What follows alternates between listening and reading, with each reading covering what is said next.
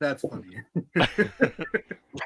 Welcome to Braunhaven. I almost said Deep Night Revelation, but that was last night. Welcome to Braunhaven. We will be picking up where we left off last week. These guys have come to the Imperial Port finally, and they have they kindly knocked on the door, and Borman uh, did some uh, thieves can't, and they were allowed in. And so we will be picking up there. Oh yeah, that's how we ended up around bandits. I'm like, why are we surrounded by bandits? Oh, he has Okay. the treasure map too, Yeah, man. he's got to try. Okay. Well, trust me, But there's plenty to do and see here. So before we get started, we'd like to thank a friend of the Greenwater Guildhall. None of these are sponsorships or partnerships of any kind. They are just products that we really like. And today we would like to thank Speechless Bard. Speechless Bard makes beautiful leather products for your tabletop role-playing games, such as leather covers for uh, your core rulebook. She's got a line, if you like to show off your nerddom, she's got a line of leather bracelets with the dice shapes cut out on them that come in a variety of colors. She even has a dice rolling mat that when you roll it up, it looks like a spell scroll. If you are going to order from her, you'll want to give yourself a little bit of extra time because she is over in the UK. And so, especially if it's a gift idea, it's going to take a little bit to uh, get over here. You know, hopefully it doesn't fall off a container ship. We also have a merch store via Zazzle. Um, we've got T-shirts and buttons, and there's hoodies. They're black hoodies with black and white sketch on them of the characters from today's game. There are wall poster maps. There's a really cool beer stein which I like to use as a coffee mug. There's all sorts of stuff on there, and 100% of the proceeds from that store goes directly back into our channel. It helps pay for things like the Roll20 subscription and the Incarnate map making software subscription. So if you want to help us out, go get yourself a hoodie, and we appreciate everything you do. I'm finally to the meat and potatoes of the writing part of the Mystical Sylvanas Forest, which is the next chapter in the Braunhaven campaign. And yeah, I was getting a little bit worried about writing that because there's a whole bunch of stuff, locations before you get, to where you're supposed to be. And I was starting to get worried. I'm like, I'm just not feeling it. These locations seem really random, and I had to tell myself because they are really they are random. That's the point. And so now I'm actually to where everything's supposed to start, and I don't know. We'll see how long that takes me because I have to. This one's going to be very role play intensive, and so I have to come up with several different characters that you guys are going to have to interact with, and there's going to be some conniving and scheming and scheme hatchery and all sorts of stuff. So, but it is on the horizon. I would say that I'm probably at the halfway point. So this is probably going to be the longer half of the book to write because this is where all of the main stuff, and I have to detail the elven city of Derswadalek, and there's a dungeon, and so yeah. But yeah, I'm up to 105 pages now. So yeah, I don't think this will be a massively huge book, but um, it might be 170 pages, maybe 200. I don't know. We'll see. It's hard to forecast that because to once I get to writing, I'll be like, oh yeah, and I forgot I have to put this in there. Oh, and I had this great idea that should be in there. And it's like, oh shit, my book is like, yeah, this one that we're running right now. Oh crap, it's ballooned to like 350 pages. What the shit? But yeah, it's all in there. So that will be coming forthright. And there is right now on Drive Through RPG a Memorial Day slash author's birthday sale going on, 20% off of the Braunhaven Adventure Bundle and the Mountain Adventure Bundle, as well as the Braunhaven campaign setting and Tacidantulus's Tantalizing Tower, which includes most of the stuff that we're going through now, is all in there. And those are 20% off. And I wish I could take 20% off of the actual hardcover books, but I can't adjust the price of what it costs to print them. But I did take 20% off of my cut, and so those are even cheaper. So that'll be going on through June 2nd, and the 2 bundles are probably your best deal because that's going to get you a bulk of the book. So, and clearly, it will have you adventuring for some time. I mean, it took us over a year and a half to get to where we're at now. So, yeah, go take advantage of that sale while it's going on through June 2nd. All right, so you are in what is known as the Imperial Gatehouse, and this is the area known as the entirety of it is known as the Clearinghouse. And there were these 2 large 8-foot tall double doors that lead in, and the doors are almost wider than they are tall. And this is so that whatever merchandise is sold, the merchants can leave with it. And the idea of the clearinghouse was that, ships would bring in cargo from afar, and at the other end of the merchant district, they would go through Imperial Customs, and at Imperial Customs, they would kind of make, not only would they collect tax, but they would make the decision right then and there of what was going to be shipped out over land, which would then go to either usually one of 3 places. It would hang right on the Eastern Tradeway and be taken down to several locations on its way to Erebachia, or it would hang a left and go to Zlatoheim and Olasveller in Stagina, and then, or it could just go straight and head straight to Glausheim, the capital city of the Glaucian Empire.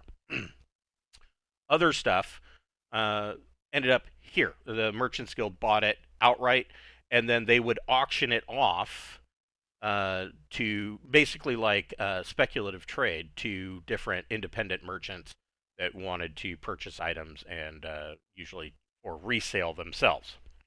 And so that stuff ended up here and would be sold on the auction blocks. And this is really the first point of entry for most people, legitimate people that are coming into the Imperial Port. Now, when you come in, there is this large table, and there are a couple of marble statues which are not on the map. I don't know what I was thinking.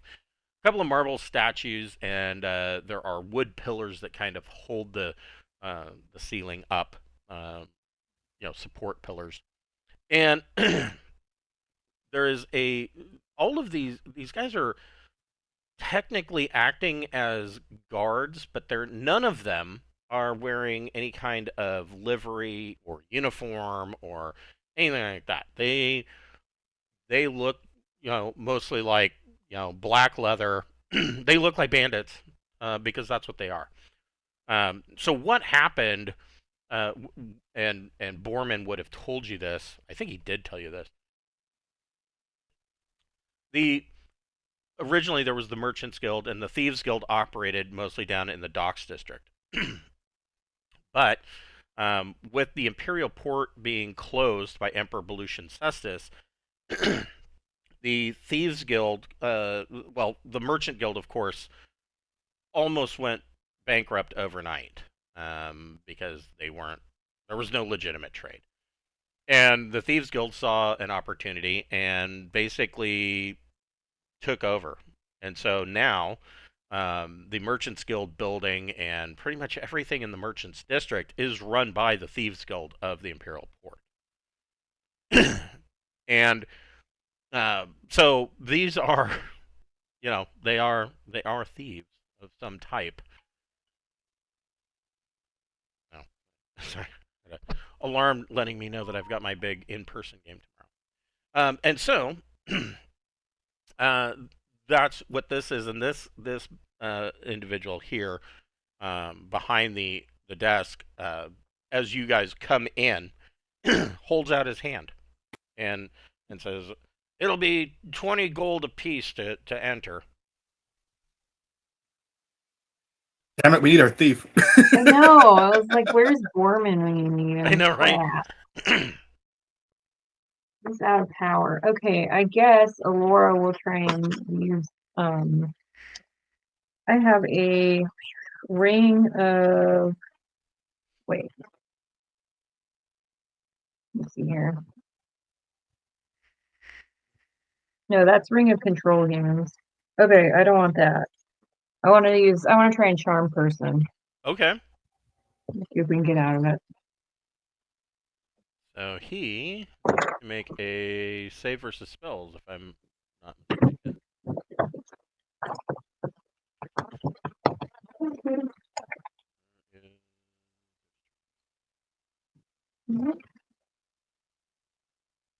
Yep, save versus spells. Okay.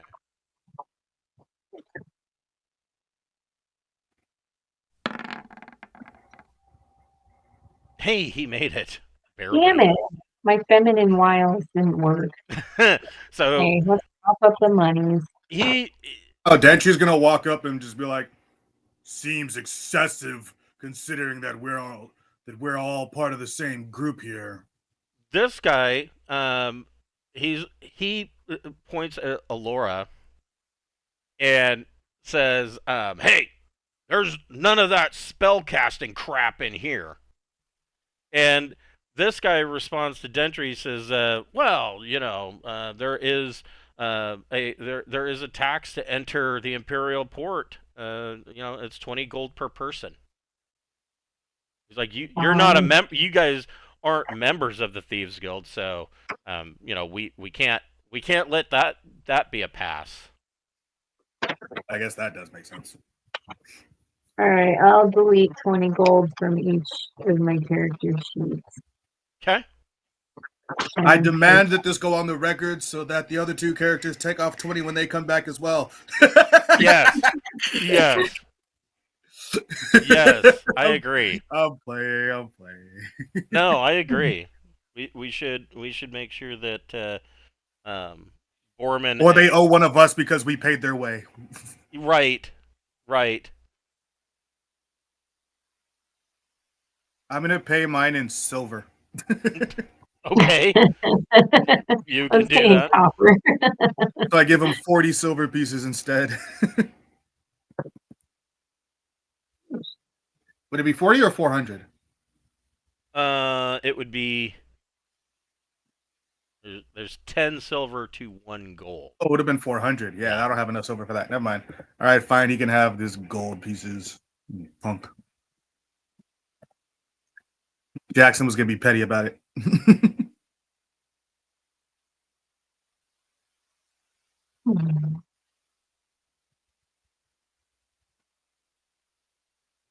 There. Now, I just put a message in so that he knows. right off pay the what top. you owe. So yeah, he collects the 20 from each of you, and each of you can roll a d. Each character can roll a d6.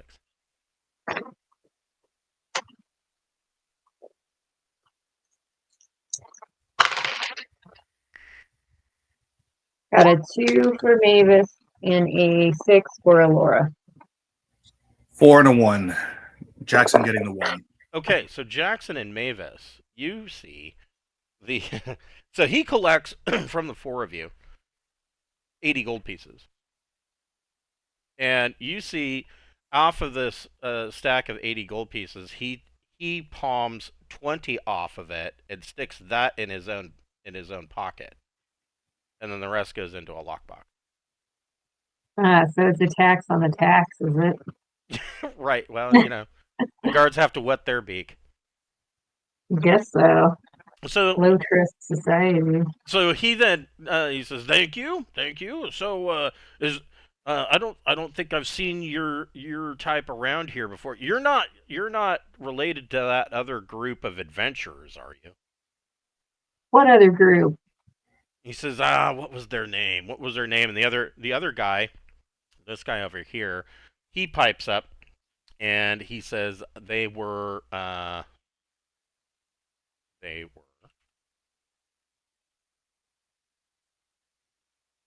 uh, Venus Deus Company or something like that. No, we're way better than them.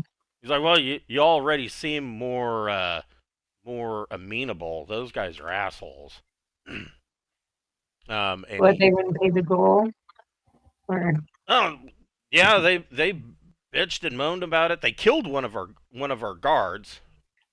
He says, but we didn't want to start too much of a ruckus with them. They're led by some Imperial witch hunter. okay. Lord is a little nervous because of that. So Imperial witch hunters, they are, and it's not just witches that they go after, of course. Imperial witch hunters were a special branch created in Glaushine. Uh, after the worship of Vusux became kind of mandated, that was going to be the thing, and it. I mean, of course, they frown upon worship of the Council of 12 Elder Gods, but they really, really have a hair up their butt about the old faith. They have anybody who worships the old gods, they are just ready to bring the hammer down on. Especially druid circles have been some circles have been wiped out entirely. Most druids don't worship openly out in the public, which might explain why um, uh, Father Ainsworth in the town of Braunhaven basically took over uh, the administrations of the All Faiths Temple because he's a druid. He's not actually a cleric. So. Hey, look at that! Well, I guess I do have to put him. He probably just now got his power back on. And the first thing he sees is he's got to pay some gold. Right? Yeah. No, I gotta log it. Unless he wants to somehow, like finagle his own pay rate. He will. He'll find a way. I know. Jerk. He'll try at least. I gotta roll. Hello. Hello, you got your Hey. power back, huh? Yeah. So far. Your Hey. camera's dark. Oh, I've got a lens on it, but I'm not wearing a shirt right now, dude. Oh, okay. Fair enough. To show my man nipples. Wes is playing naked. I mean, I can't say nothing about you playing without the camera. I can't. So say these guys, the bandits that have let them in, that are part of the Imperial Gatehouse, have charged everybody 20 gold pieces apiece to enter. Yeah. Okay. So that's kind of where we're at, and they have asked if you guys are related to the other adventuring company, and they've learned that another adventuring company called Venus Deus has entered the Imperial Port, and they are real assholes. And he tells one of the elite bandits was killed right here in the gatehouse, and you guys can see that there's a dried, bloody smear on the floor. And he tells you that this bandit tells you, yeah, they're led by an Imperial witch hunter. I didn't catch his name.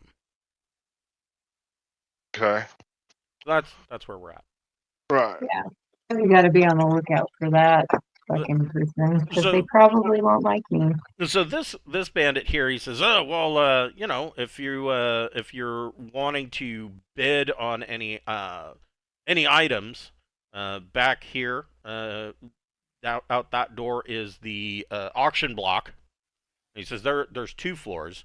There's an upstairs floor too. He says usually that is where we usually that's where we sell slaves, but we don't have any right now. In fact, all the slaves that we had were purchased by Madame Bussard's brothel, and so you know, if you want to have a good time, that's where I'd recommend going. And I'm from here. I know the place very well. Thank you very much. Oh, okay. Welcome home then. And he says, this door, of course, leads out into the merchant district as a whole, and then this door here leads into what they just call the Merchants Guild. It is that is where the Merchants Guild their leadership used to be housed. Now, of course, it is all taken over with the um, Thieves Guild. So, what would you guys like to do? I now defer back to our thief. He's probably the one who knows places and knows where we're going. Well, are we wanting to head straight to the? Are we trying to go and get right on into the fuck? The tower. Yeah, There's 'cause that, and you got 2 treasure maps. yeah, So I've got 2 treasure maps. That's true. Yeah, I would like to go to the. I suggest that we go to the and whatever area the. I'm still pulling up my shit, but Okay, I take your. believe it was a level 8 treasure map, and that is where I would like to lead my friends. They're like, well, I know a perfect place for us to go, Okay. and wherever the fuck that level 8 treasure map is, that is where I would like to guide my friends because I think that's where they would want to go. Especially after we just got fleeced for 20 gold pieces when uh you know. Or we could clean these fools out. We could kill all these motherfuckers right up in here Hmm. and and take our shit back. They might kill us. I don't know how tough they are. They're Uh, they're they're they're pretty tough. yeah, we already paid, so we might as well just fucking go through here. That's how I feel. yeah. Just be done Okay. with it. I could always creep back in here invisible and empty their chest. You Oh, know. that's true. That's a good point. You could come back Yeah. here at night. Oh yeah. At some point in here, I'm gonna want to really do a whole bunch of solid stealing from the Thieves Guild because they've got it coming. So, do you have any other note on that treasure map? Because I think I know what it is, but I'm trying to remember because you have 2. Yeah, I've got a level 5 and a level 8, and those are pretty much my notes on the subject. Okay, so I do know where. From the Imperial City Port, Okay, so Imperial Port.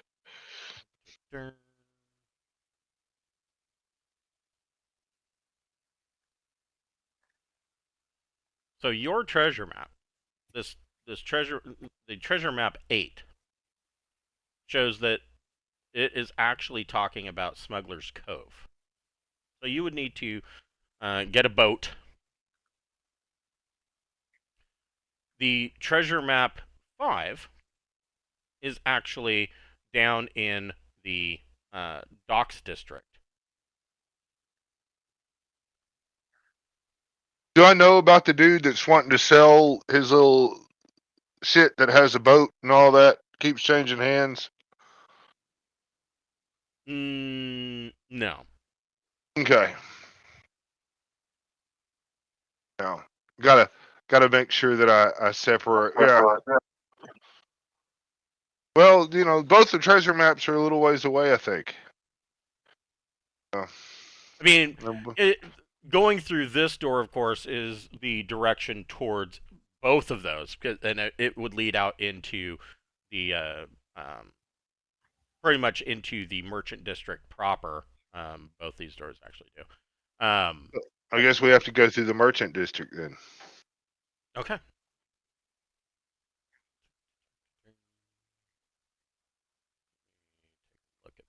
air conditioning. Oh yeah, I bet. Oh man, that's got a frickin' sec. I don't know how you got any sleep last Nah, I'm from Arkansas, man. I used to camp out in this shit all the time. Wow. It's not 100 degrees. I mean, it's only 86. night. Oh, that's not awful. But yeah, but what's the humidity? It is humid. We've had a lot of storms. Now all that water is cooking. Yeah, I bet.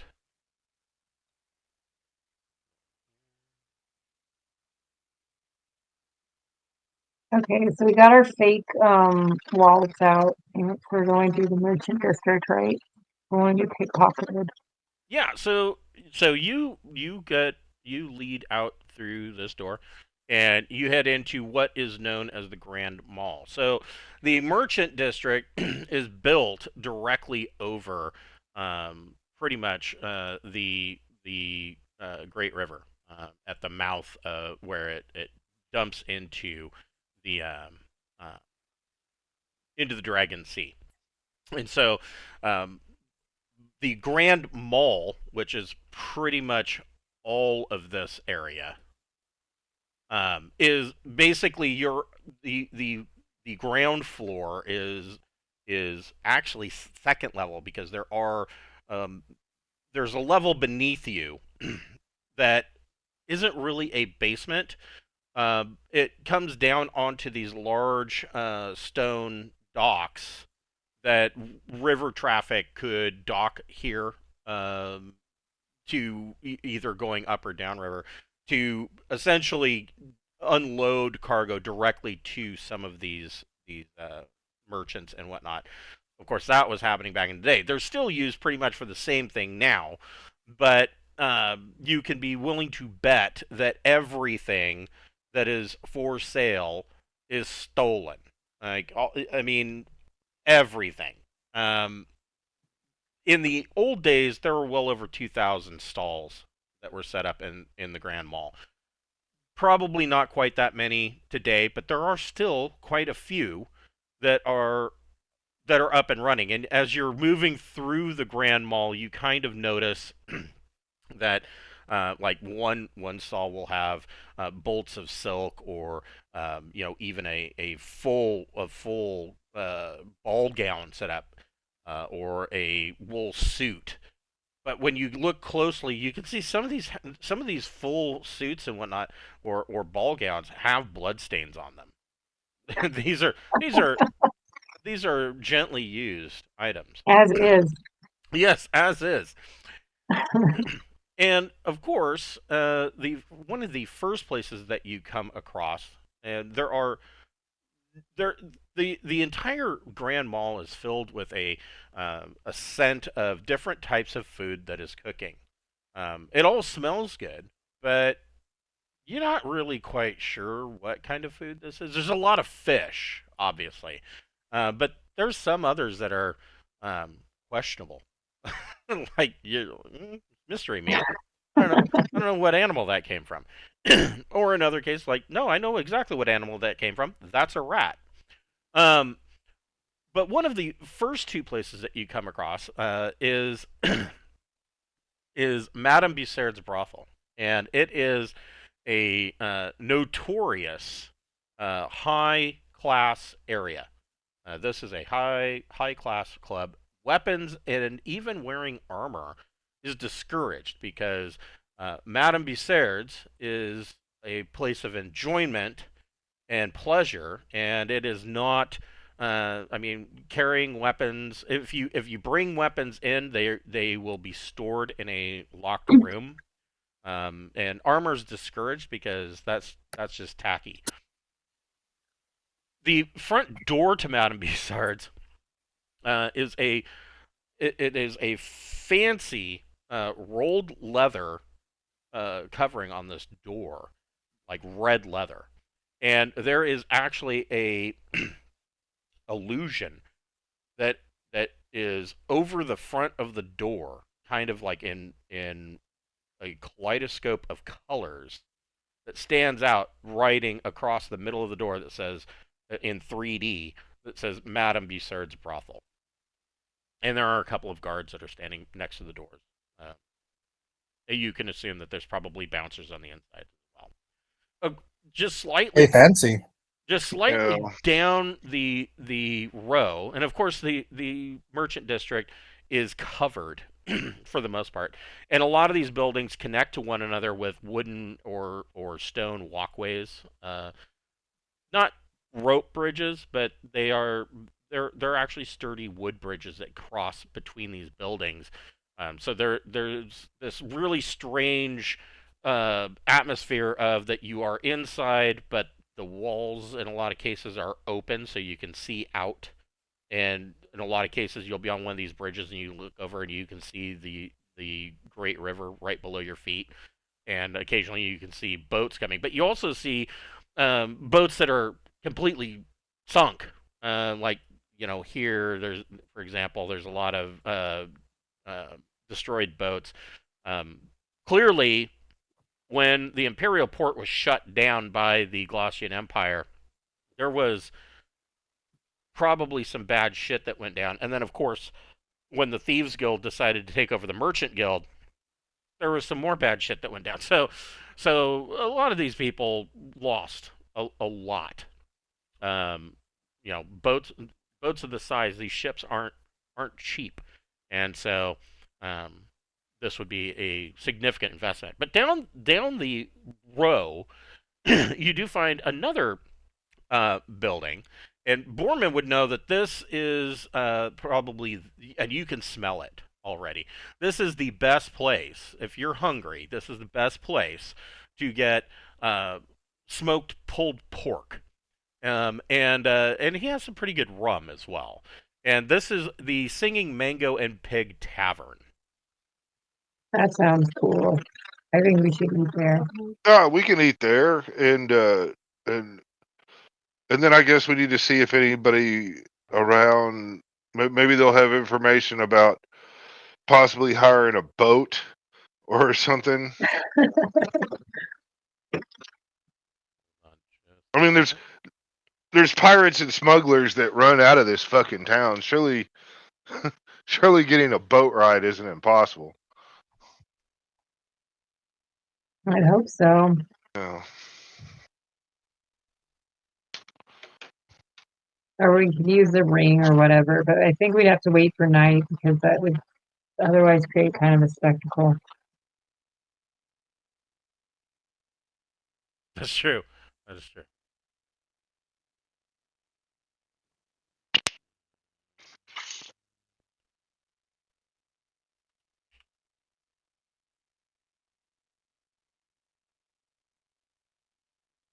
No, it looks about right.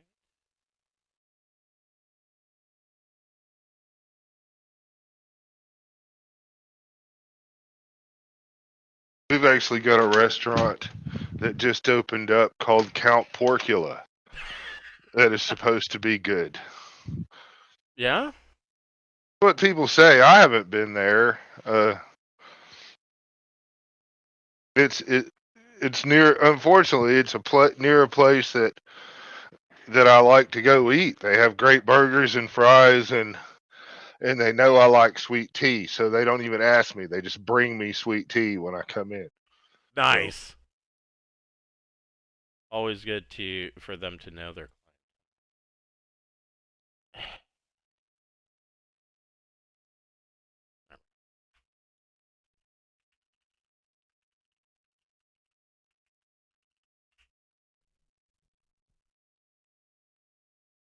So you come into the Singing Mango and Pig. Oh, and I really forgot why I started doing this. Derp.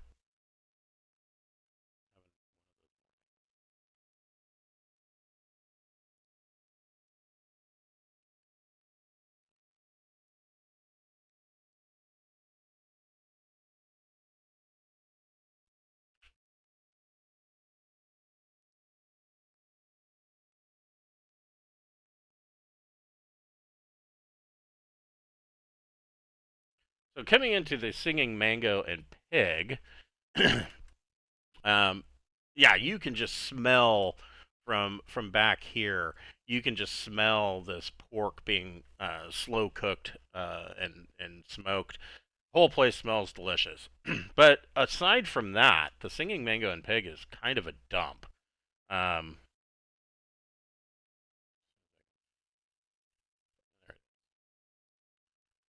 So the tap room, there's dirty wood, the floor, the table surfaces look like they not only are the tables falling apart as well as the floor, but the table surfaces seem like they're covered in grease. Like maybe they just take a side of pork and just dump it on the table.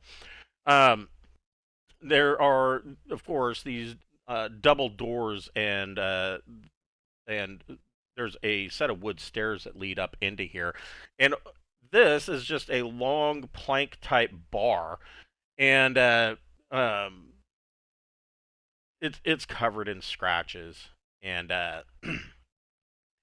it's about 15 feet long. It looks like this plank was at one time a part of a ship, and in here, as well as I mean, you don't see the proprietor behind the bar, but you do see that there are a few other patrons in here, and that's exactly what has happened. They just dumped the shredded pork, just shredded pork and like chunks of pineapple and fresh onion, and they just dump it on the table, and people just are grabbing it with their hands, eating it, and they've got mugs of ale or rum, and not a whole lot of talk going on. People kind of look up from their meal and notice as you guys walk in, and but then they go right back to eating. Dang, people are pigging out. Yeah. Well, I mean, we have healers, so I was probably safe to eat. So you guys go ahead and you get a table and you kind of all sit down, and I can only imagine Alora kind of not wanting to touch anything, um, because it's all greasy and sticky. And out from back here uh, comes a guy dressed like he dressed like an old pirate. He's he's got the some military's long coat on. He's got the hat. Um, and he comes over. So it is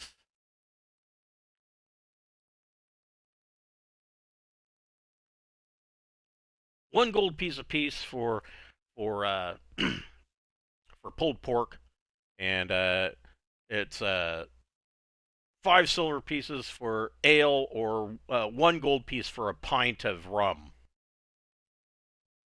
God, that's a lot of rum. Wow.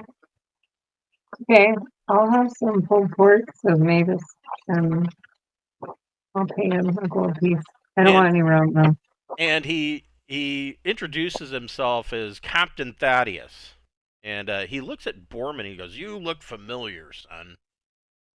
Yeah, I grew up here in the mean streets of the Imperial Port City, and I've left to go out and adventure, and I'm just returning to show my friends where I come from and perhaps see about obtaining passage on a ship. We have a location that we would like to go to. Oh, he said, "Adventures, eh?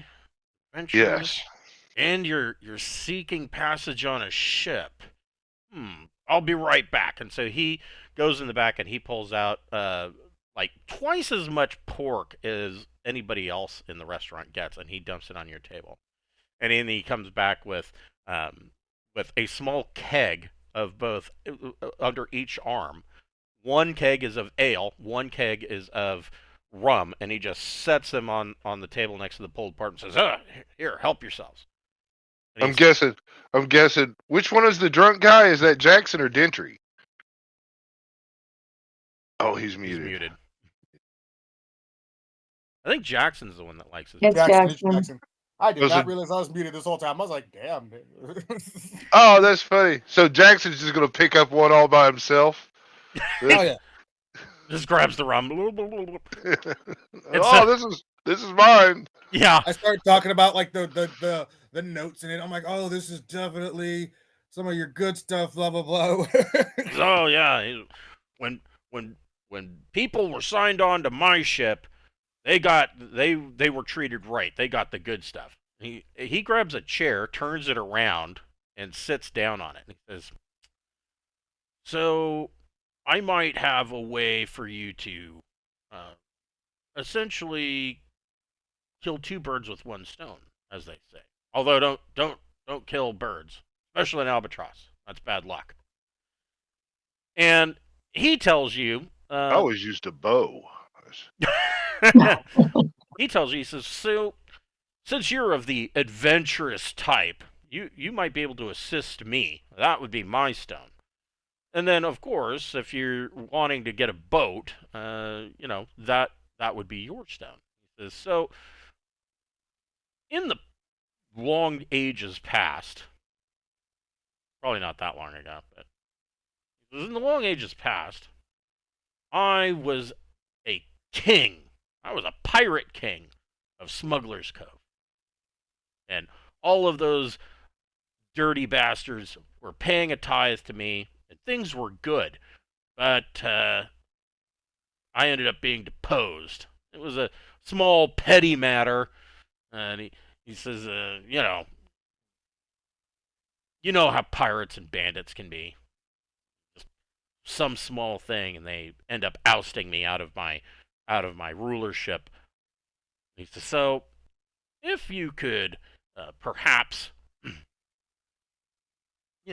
go to Smuggler's Cove and find a way to perhaps remove the current pirate king there. Maybe reinstall me as the king. There could be some reward in that for you." We do like money. We like It's a lots small of money. thing. Yeah.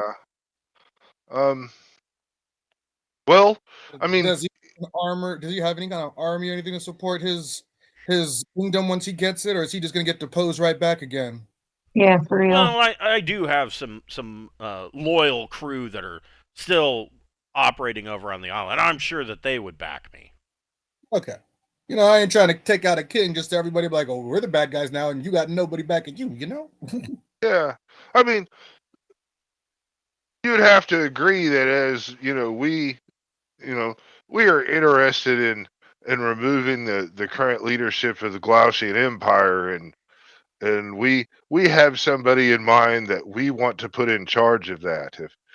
If we succeed in what we're trying to do, and you succeed in what you're trying to do, I'm guessing you will be pirate, and we will be trying to open up trade in the other kingdoms, in theory, coming through the Imperial Port. And Uh, he kind of laughs and he says, "Well," he says, "it sounds like he says, don't take this the wrong way, but it sounds like you all have delusions of grandeur." But he says, if you were willing to give us a writ of marque, making us privateers rather than pirates, we could, of course, take care of any other concerns of ships coming into your area that you may not want around. hey, Oh, that cool. might come in. I mean, don't take us lightly now. We did uh we did go rediscover Drothenstone and return it back to its owners, and Oh, we've defeated the mighty eye tyrant uh and his stone dragon pets. says, As "Well, you we sound are like a accomplished adventurers. you sound like a very competent crew." He says, Yeah, but "What we're do you?" not a pirate crew. We don't know how to shoot. None of us know how to do a boat, do we? No, I know how to fish.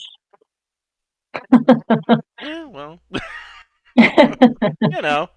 Uh, difference. I've got Bowyer Fletcher and he bookbinding. says, "Oh, it's real simple." He's like, you just you're not going to be having to do anything too major. He says, I haven't looked outside lately, but there wasn't a storm or anything going on. So I mean, the sea should be pretty calm. He says, but do be careful. I mean, there are some really big sharks down there. He says, so in order for you to get a boat, because you can't walk over to Smuggler's Cove, obviously. He says you've got a couple of options. He says I've heard tell that there is this if you go down the mall, head south down the Grand Mall. He says there is a mercantile and just a dredge of a place. He says you'll know it. It's called the Greenwater Mercantile and Adventuring Company. They don't seem to do a lot of adventuring, and they don't have much for sale. So the owner, who's a drow lad, just seems like he's miserable, and I've heard rumors that he wants to sell the place, and sounds like he's giving it away for a pittance. So I would imagine that a mercantile here in the Imperial Port would probably have a ship attached to it. So that's an option. The another option, he says, there's this weird little gnome down in along Yeoman Street, and he runs a business called Deaver's Salvage. And I've heard that he has some peculiar ways of he goes out and he loots shipwrecks that are out in the harbor, and so I hear that he's got some weird device or some way of looting these shipwrecks. He's a real weird one. He's after some big war galley that sank many years past. So who knows what's going on with that, but he hasn't been able to find it yet. So that's another option. And of course, the third option, since and he looks, he goes, again, don't take offense, but y'all look like you're landlubbers. He says you could go to Madame Bussard's and possibly hire a crew. A lot of the pirates that hang out over or live on Smuggler's Cove, a lot of times they will come into port and they will head directly over to Madame Bussard's after they clean up, of course. I mean, as you do. He says, I never understood it myself. I mean, we've got plenty of whores out there on the island. I just never understood why they bothered to come and spend that kind of money over here, although their beds are really comfortable. Know something about those beds, do you? Oh yeah, in the upstairs they have 2 floors, and one is hourly rates, and then there's another floor that are by the night. They actually operate as an inn. Wow. I mean, the gnomish inventions that would let us go underwater. I mean, that might be a better way to sneak into Smuggler's Cove than a traditional ship. But on the other hand, if we were able to do the mercantile thing, we do have a token, a feather fan token. So I mean, we can bring our own wind to the sailing ship. That's true. I don't know if Cameron and Brian remember that we got the. I forgot about it, so I'm glad you brought it up. Completely forgot. The one time that it could actually be useful. Yeah. It is the fan token. It conjures a huge flapping fan, which can be commanded to do one of the following for up to 8 hours: propel a single sailing vessel by high winds, increasing its sailing speed by 1/2. In a storm, gale, or near gale, it can create an area of calm or lighter winds. And those are the 2 things that it can do. So, yeah. So should we see how much the ship is, or do you guys want to go straight to the weird little gnome? Yeah, I like weird gnomes with weird gnomes adventures, but that's just me as a player. Yeah, I kind of like the weird little guy thing. Yeah, Agreed. I like weird shit. You know? Gnome. Yeah. Well, maybe I should I like weird things. I do not like shit. I don't like weird shit, normal shit. Yeah, I said. Nope, Yeah. you said what you said. Okay. Yep, someone will clip it. It's over now. It's over now. Yeah. I will forever be known as the Poop Meister. He says, well, he says, if you go south, well, I guess it would be south. Is southeast would head you toward, of course, the river. But if you head south, direct south, that out of the Grand Mall, that'll put you onto Yeoman Street, and you'll want to go down past Thrift Alley and the shipyards. And he says you'll find on your way, you'll find McDonald's End. Terrible place. Don't stay there if you can at all help it. He's a horrible place. And he says, and after you pass McDonald's Inn and the shipyards, you will find Deaver Salvage just before you come to the docks district. He says, and I don't recommend spending too much time down at that end of town. Well, let's be careful then, friends. He says, especially at night. Is it night? No. Sounds like, yeah. So let's get out of there. It's probably mid-afternoon. Okay. Yeah. So thank you for the advice. And says, yeah. Well, if you could take care of that scurvy bastard over there on that is calling himself a king over there on Smuggler's Cove, come back and see me, and then I can go back over there and get reinstated to my proper place. so is it just kill the king, and nobody else really matters? Is that what you're saying? He says, well, I know how pirates operate, and I've heard tales of how some of you adventurers do things. Seems like the two are very similar. I will leave it up to you. Oh, I mean, I'm not adverse to any, bloodshed. So, have a blast. I'm just saying if we're able to sneak in and just kill the king, right? And nobody else, I mean, does that mean we complete the quest, or do we have to have the other people? Him. Yeah, do we? Yeah.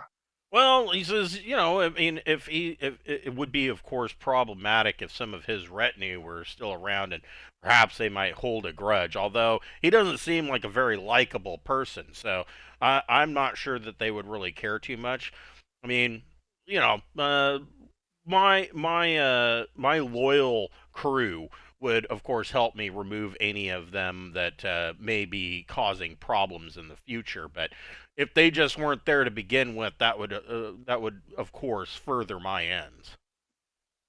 Let's say we set the place on fire and run everybody out. No, don't do that. We want to hold on to the fort. Okay, well, I mean, the details matter. Yeah, no, the fort is a fantastic place. I hear that they have a full war galley down there now, but I'm not positive. Okay, well, thank you for everything, and I'm glad that we were able to iron out these details. Yes, certainly. So you guys, he goes back to smoking his pork, which sounds like a euphemism, and he goes back in there, and he's tending to the pork or cutting pork or pork related items, and well, of course, drinking. You're not sure that he's been sober in probably the last 7 years, and so he leaves, and you guys finish your meal, or as much of it as you can. That's a lot of pulled pork. And I'm sure, Jackson, are you going to finish off that entire keg of ale, or are you just taking it with you? Not the entire keg. I'm definitely putting some into a wine flask or 3, and I'm going to just walk along with the keg. Okay.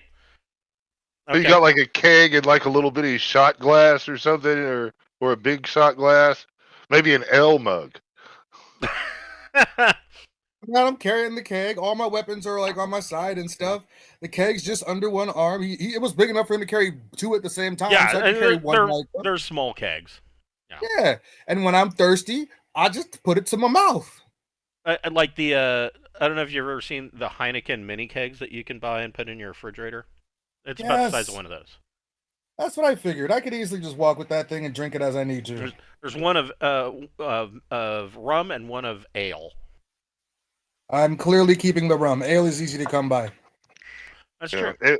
ale will turn bad, won't it? Yeah, this particular ale tastes like it already is bad, and stamped on the side of this small keg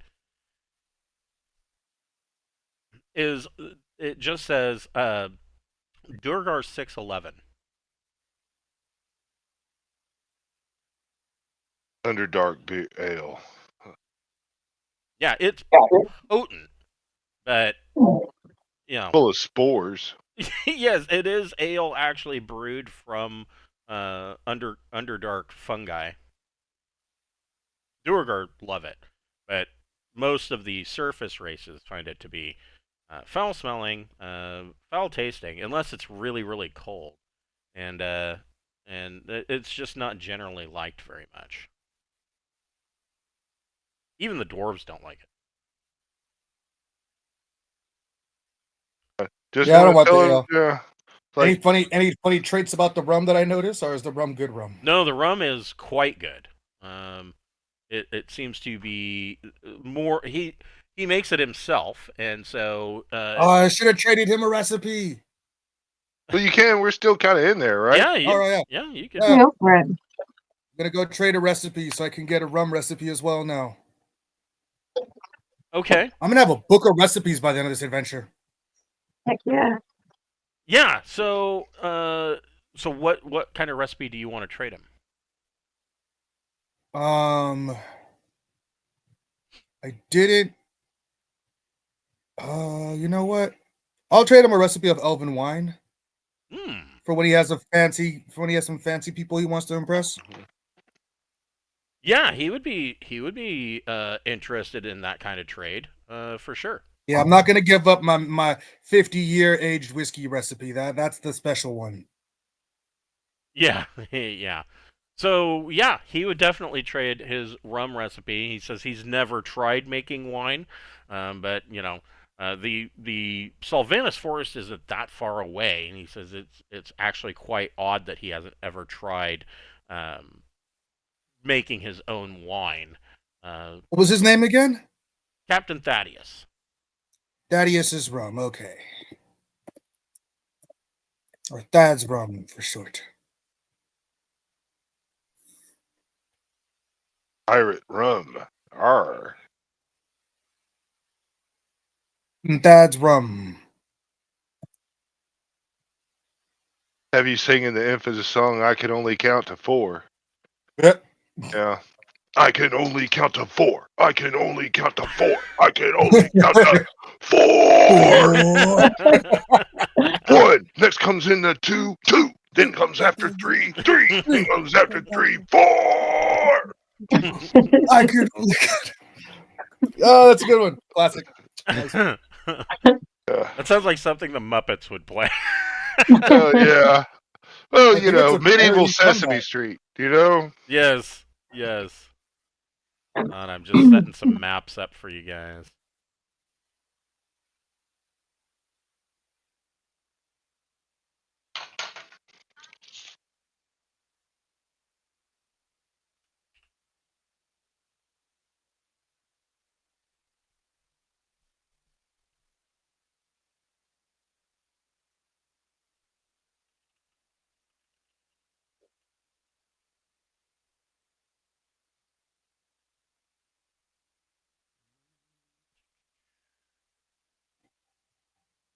Man, me and my woman, we share the audibles, you Oh yeah, know, yeah. the audio books, yeah. And so I got this one, I think it's something, what is it? He who fights monsters or some shit. Oh, I've heard about that. Yeah, man, and she's telling me how it's like, oh fucking it's an awesome book, and it's like fucking 30 hours, you know, of shit, and only one of us really jams it at a time because you know the bookmark issue. You don't want to fuck with anybody's bookmark. Right, right. Yeah, and I've been excited about that. I just finished this this one series. I think it's like Tale of a Broken Heart or some shit. The Ballad of Never After. I don't think I've heard of It's that one. called. It's by Stephanie Garber. It's pretty good. It's almost as good as the first Imperium Fourth Wing stuff series, but it doesn't have as much smut. You know. What? What's the point then? I need my Right? smut. Oh man.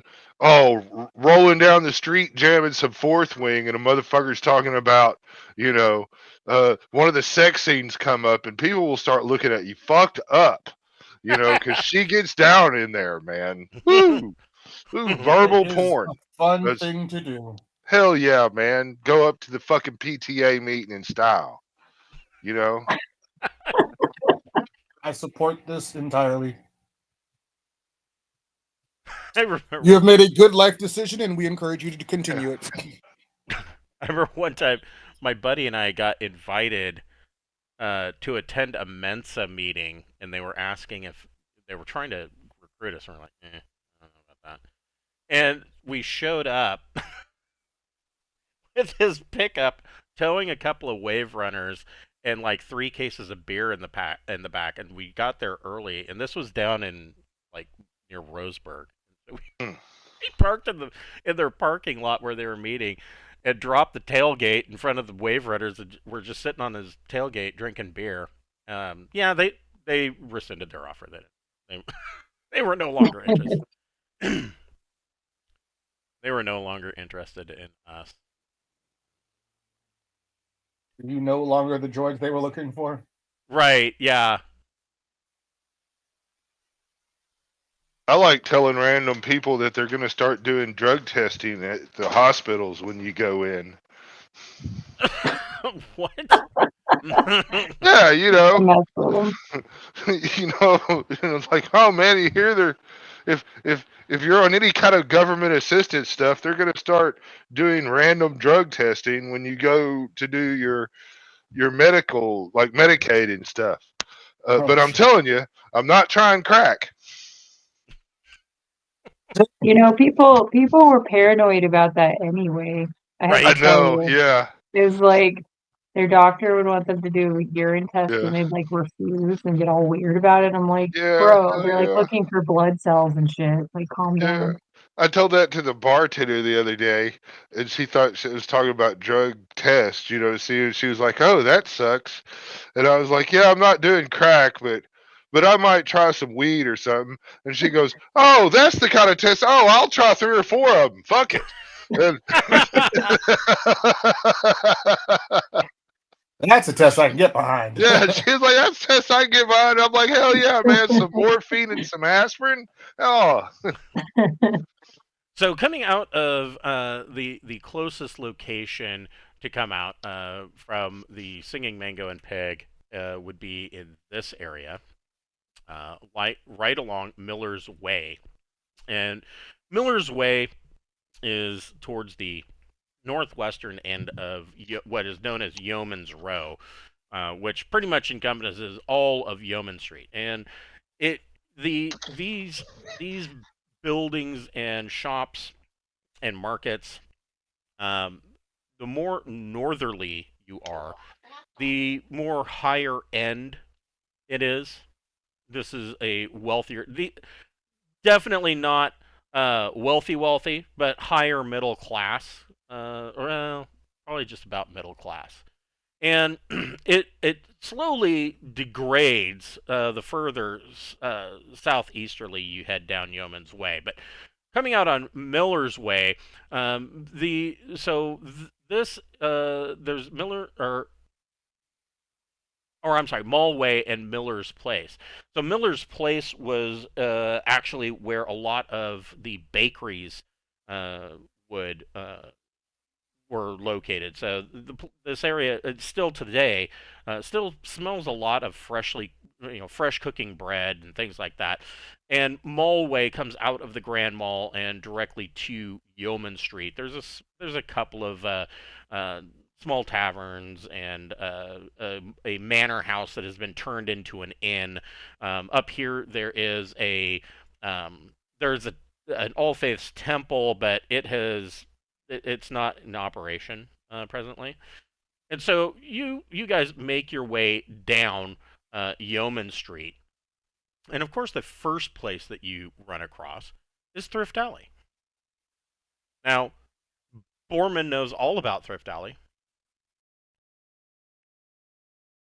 and he would, of course, warn you guys that there's a lot of pickpockets here, so you need to be careful.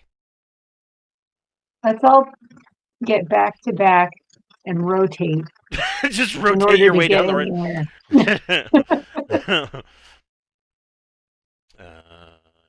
Need.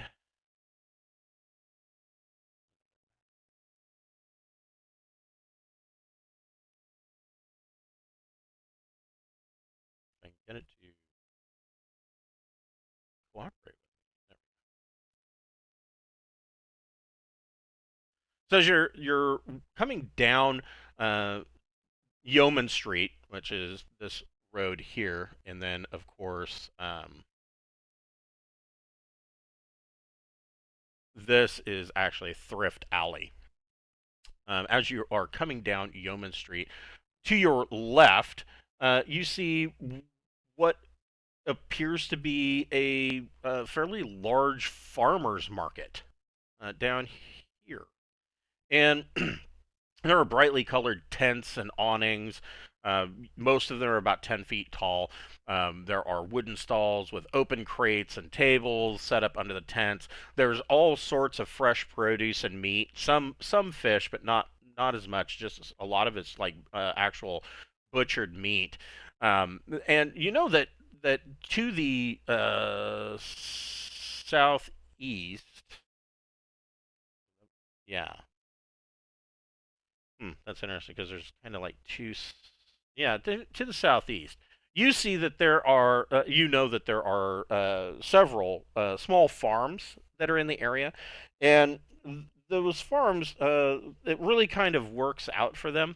The imperial tax collectors that are collecting taxes every quarter, every 3 months, they don't tend to come down and bother those people. Instead, those people have to pay some kind of tax to the Thieves Guild of the Imperial Port, but it doesn't seem to be as bad as paying the imperial tax. Some of the farmers, of course, bitch about it, but it still beats the alternative. And so a lot of these farmers will then sell stuff directly here at the farmers market, and the people that live along Yeoman's Row today are fairly down and out and poor, but like I said, it gets worse the further south you go. And so, yeah, you've got a number of farmers that are standing around. Most of them are getting ready to close up for the night. This is later in the afternoon, and so they're making, their final sales for the next hour or two before they decide to shut down for the evening and head back to their farmsteads. To the north, you see, see here. To the north, over here, you see that these tents, most of them have bolts of linen and silk, clothing, jewelry, and accessories hanging from little posts. And over here, directly to your right, you see that there are fresh herbs, and there's an apothecary stand set up here that is selling potions and salves. And you can hear music coming from up north, up Thrift Alley, from up here, and you can hear music. And in the distance, you can see that there are some street performers that are acrobats and musicians and the like.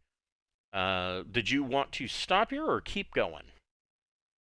What do you think, Borman? Is it a good idea to shop, or should we just keep the? Well, we have our fake coin pouches, right? Yeah.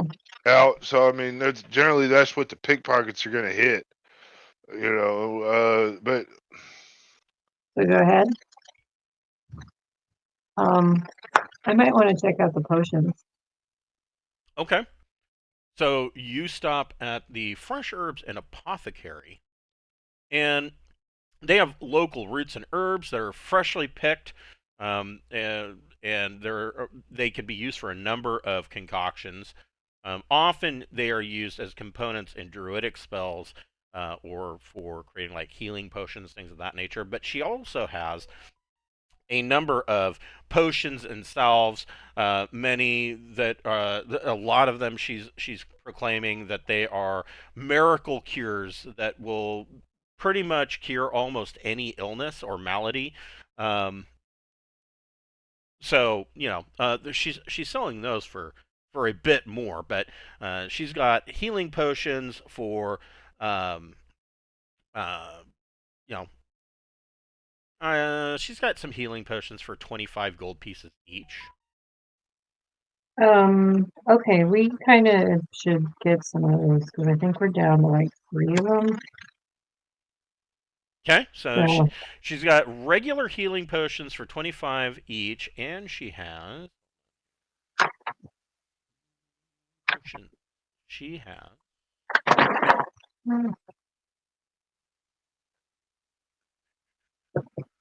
I'll eye the like herbs and stuff just to make sure they're actually fresh and that she's selling what she said she's selling. I'm sorry, what was that? I'm gonna eye the herbs and stuff and make sure that it's like they actually look fresh and that the person is selling what they actually say they're selling Oh, and not like trying to swindle. oh, definitely, definitely. She also has a potion of serious healing that will restore 2d6 plus 2 hit points.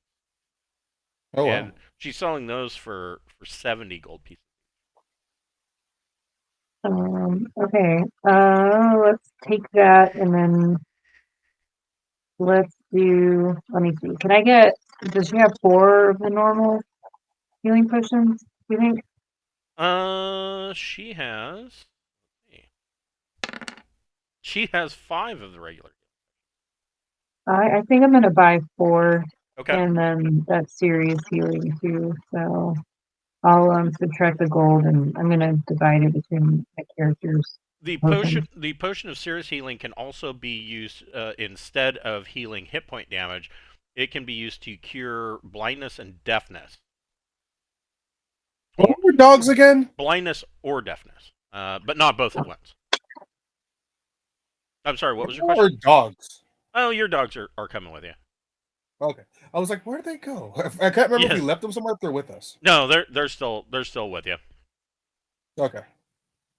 Is anybody looking at them weird or anybody looking at us weird as we're walking around? No, not Okay, really. cool. And she also has a potion that says it will cure paralysis, it will cure halitosis, it will cure um, um, blindness, it will cure the jimmy legs. It will. It has been known to people that are stuck with a levitate spell cast upon them. They suddenly come back to the ground slowly and gently.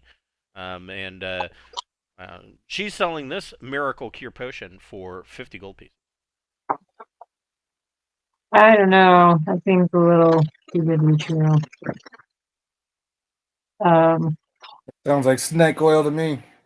yeah, but if we're paralyzed, we might be really wait. Desperate. We Yeah, might be we might desperate be. if we get paralyzed. And these, I'm sorry. How many did you just say? 70 or 50? This potion that she's selling is 50 gold pieces. This Okay. miracle cure potion. And it's a miracle cure potion. Is that right? Yes. Okay, I'm gonna try it just in case. Okay. Not gonna break the bank for you. No. Miracle cure potion. All right, we'll see. It's either going to add insult to injury or really, really bail us out one day. True. And at that point, either way, we're already screwed. Yeah, pretty much. So as you pick it up and you kind of uncork the bottle and smell it, Jackson, you can smell it and you're like, wow, that's got a high alcohol content. Smells like turnip wine Oh or man. turnip liqueur. Um, And it's a strong enough alcohol smell that it kind of brings a tear to the eye a little bit. And aside from that, you're not. I mean, probably doesn't taste that bad, but you're not sure if it will work until you try it. Yeah, we'll just store that away for later. Everclear. Turn up Everclear. Have you ever tried turnip liqueur? My grandmother's from Bavaria, and she used to keep some around. She was like, "Oh, this is only if you have a sour stomach." Oh, my stomach's upset. It actually tastes pretty good. I'm partial I've to. never tried. Yeah, it's not bad. Uh, is Should we there make anywhere else in this area that you would like to check out? Up here, at this big round tent to the north, you see that the front of the tent has a bunch of like leather thong with beads, multicolored glass beads hanging down over the doorway, and there is a sign that just reads, "Fortunes told, destinies revealed. Ooh. Lady Amarelia's fortunes." I mean, That's hard to resist.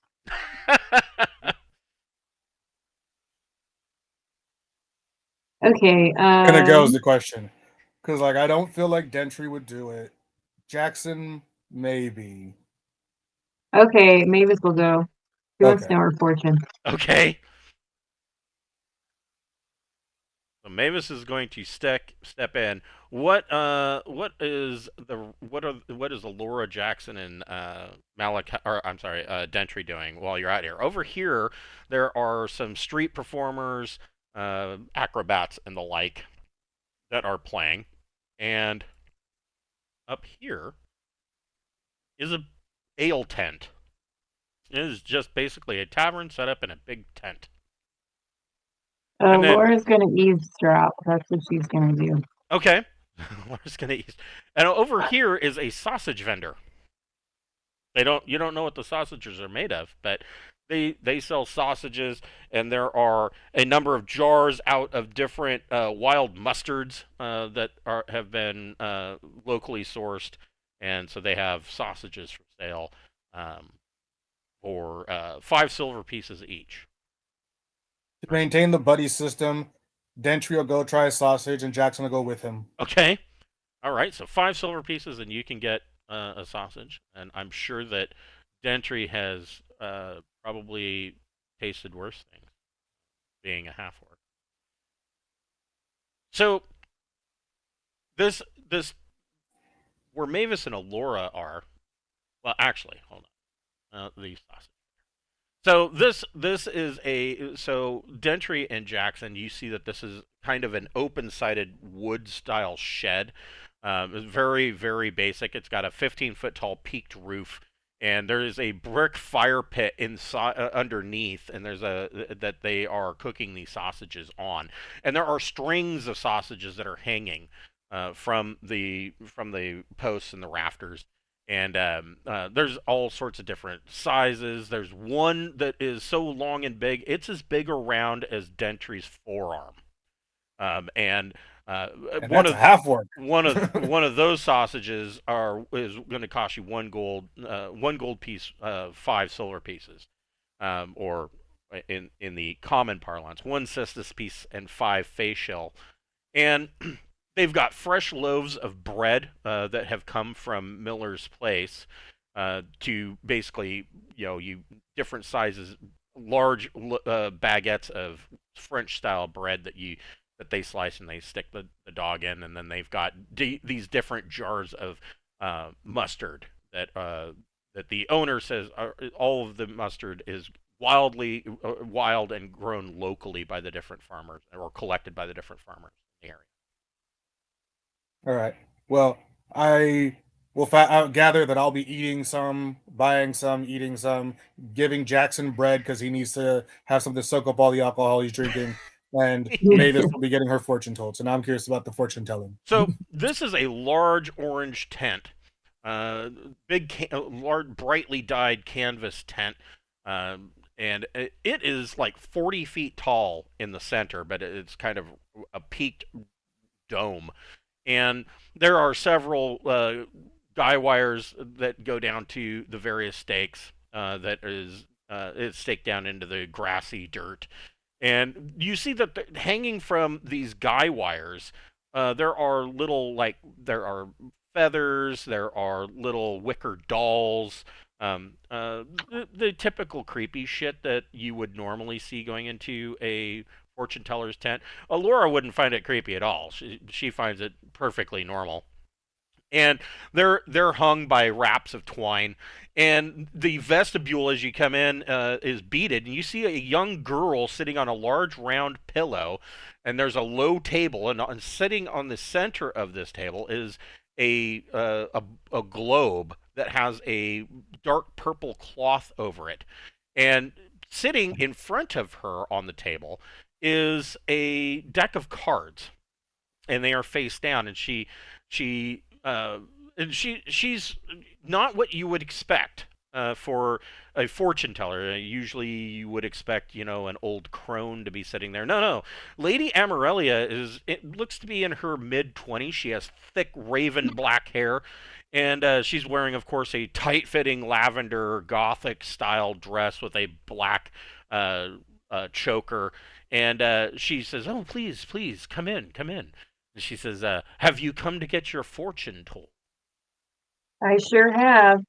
She says, "Well, I charge 5 gold pieces for a telling. All right. And I'm spending a lot of money today. I need."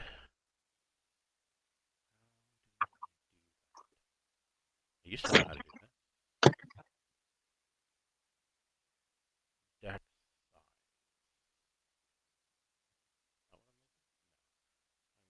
dice option, miscellaneous. I'm looking for cards. You guys remember? I know they have them, or at least they did. Where are they had cards? I've seen them somewhere. Yeah. Oh, it's on Yeah. the. It's in the macros. There's playing cards in the macros. Where are personalization and display, text chat options, miscellaneous? No. Dice options, shortcut.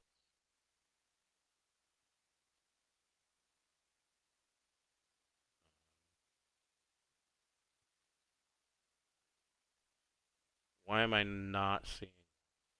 Where did you find macros? It's like the little 3 hexagons over by the gear. Oh, here we go. I want playing cards. Why is it not drawing the card though? Oh, there we go. Show deck to players. Yes. Show card tooltips. Yes. Players can draw cards. Yes. So should I draw cards? Hold Or are on. you doing it? Okay. Allow choosing specific cards from deck now. Discard pile. No discard pile. Show. Okay. Played facing up.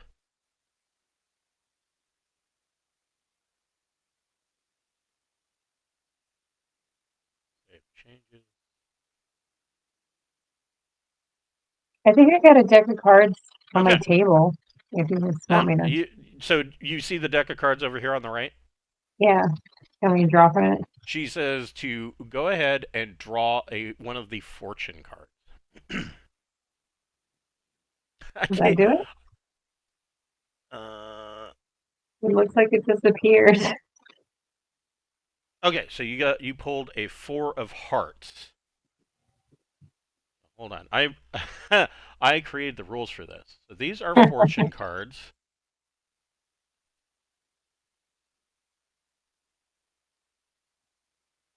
One, two, three, four. So we will end up drawing, 5 cards. So the first card you draw is the past, and you got a 4 of hearts. And she tells you, Lady Amarellia says, "This is creepy. This is creepy." She says, "I can see in your past that you have developed a strong foundation with your friends. Uh, a, your feelings and a particular relationship are very stable." Mm, Go ahead and draw another card. yeah, maybe that. And then, hold on. Ooh, a Joker. You drew the Fool. She says the Fool can mean a sudden change. There will be a sudden drastic change, and it could relate to the stability and possibly the relationship that you've spent the past creating.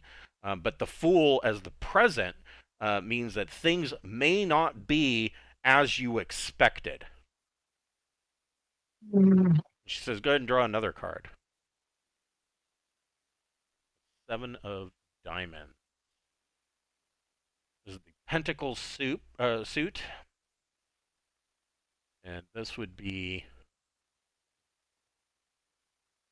the future. She says, in the future, you will have some choices to make. It could be perhaps whether or not to stay with the party and stay doing what you're doing. It could be uh, choices in how to properly deal with your wealth. And she says, draw her last card. And this all would right. be the progressive course, a seven of clubs.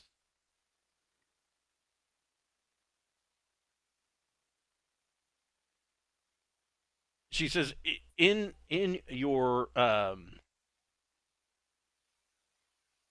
dealings, you will have to, and you may already be dealing with this, but in order to progress forward, you will need to come to a spiritual awakening to accept your role and the wisdom of any future travel.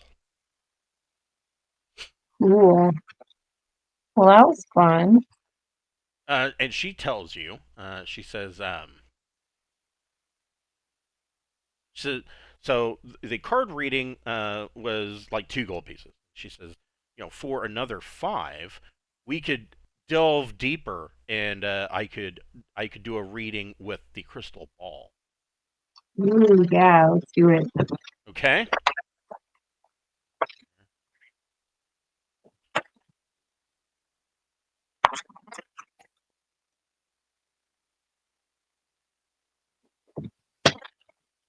So she takes the purple cloth off of the crystal ball, and she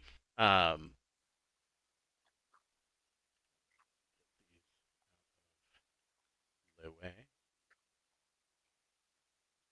There we go.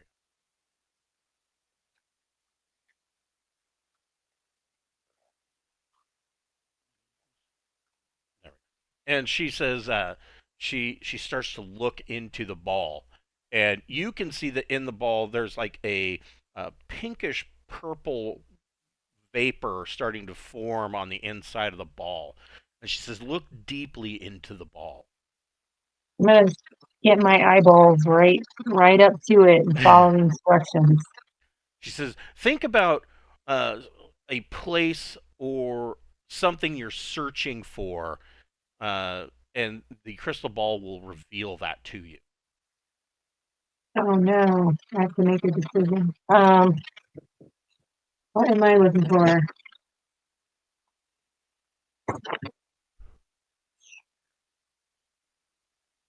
Maybe more prestige in the Order of the Martyr.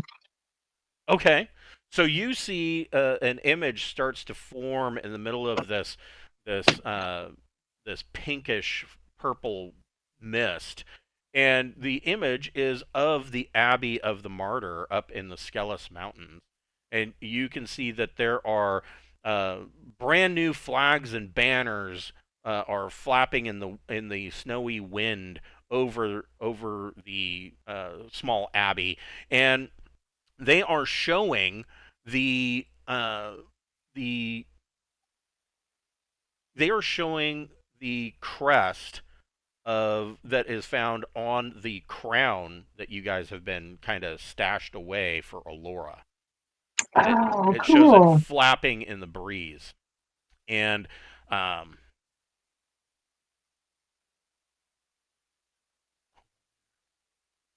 Yeah, I got a renewed sense of purpose, and we're going on the right track, I think.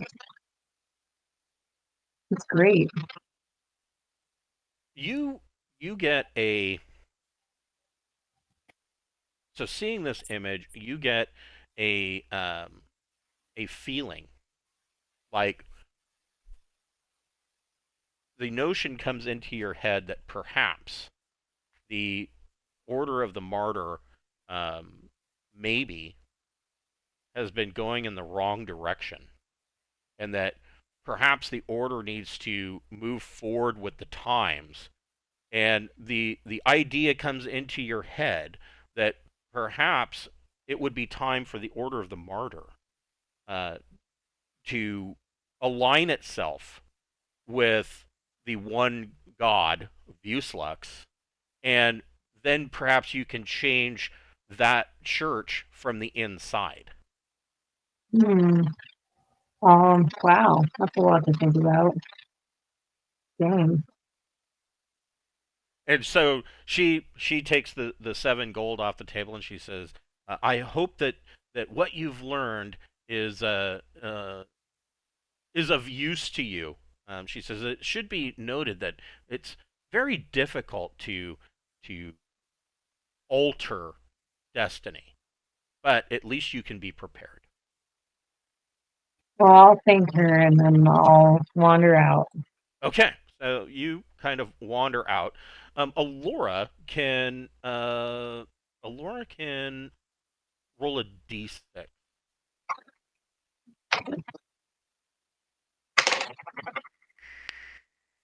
2. Oh, Alora sees Mavis as she comes out, and Alora gets the feeling that something about Mavis has changed. Not um, not physically, but there is something about her demeanor that has changed. Maybe she got a little self-esteem. That would be pretty cool. Where would you guys like to go from here? We're gonna ask how those sausages were. So Dentry definitely got one of the super big ones. It's as big as his arm. Okay. He got Jackson a little small one, and he was grumbling as if this was kind of like the last of his coin. Okay. Because he doesn't want to make it look like this was an easy purchase for him, like he's rich.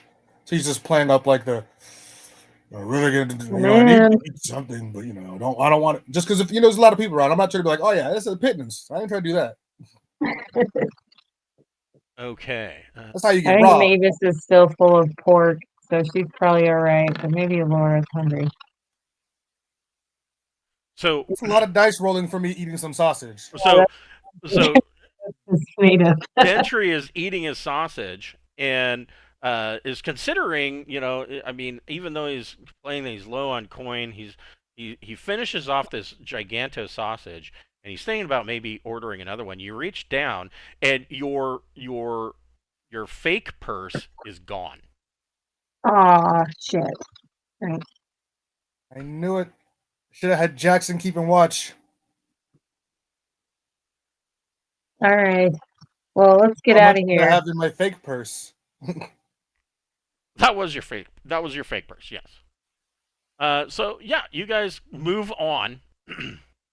And the party comes across this area, which is the shipyards. Now, the shipyards are really kind of, as you can see, very overgrown with grass and weeds, and it's pretty obvious that they aren't really in operation completely anymore. But that's not to say that they don't ever do any work. And Borman has heard, that they probably maybe once a year, sometimes twice, the shipyards will put out a search for or hiring for dock workers, and they come down here, and a lot of times, if there was a particular pirate captain or mercenary group that has decided that they are flush with cash, they will come down here and they will requisition a ship to be built. And so then, of course, they put in a order for workers to come and lay down the basics for this ship. But that only happens once or twice a year, very very rarely. And so right now, the docks are kind of empty. But as you are making your way,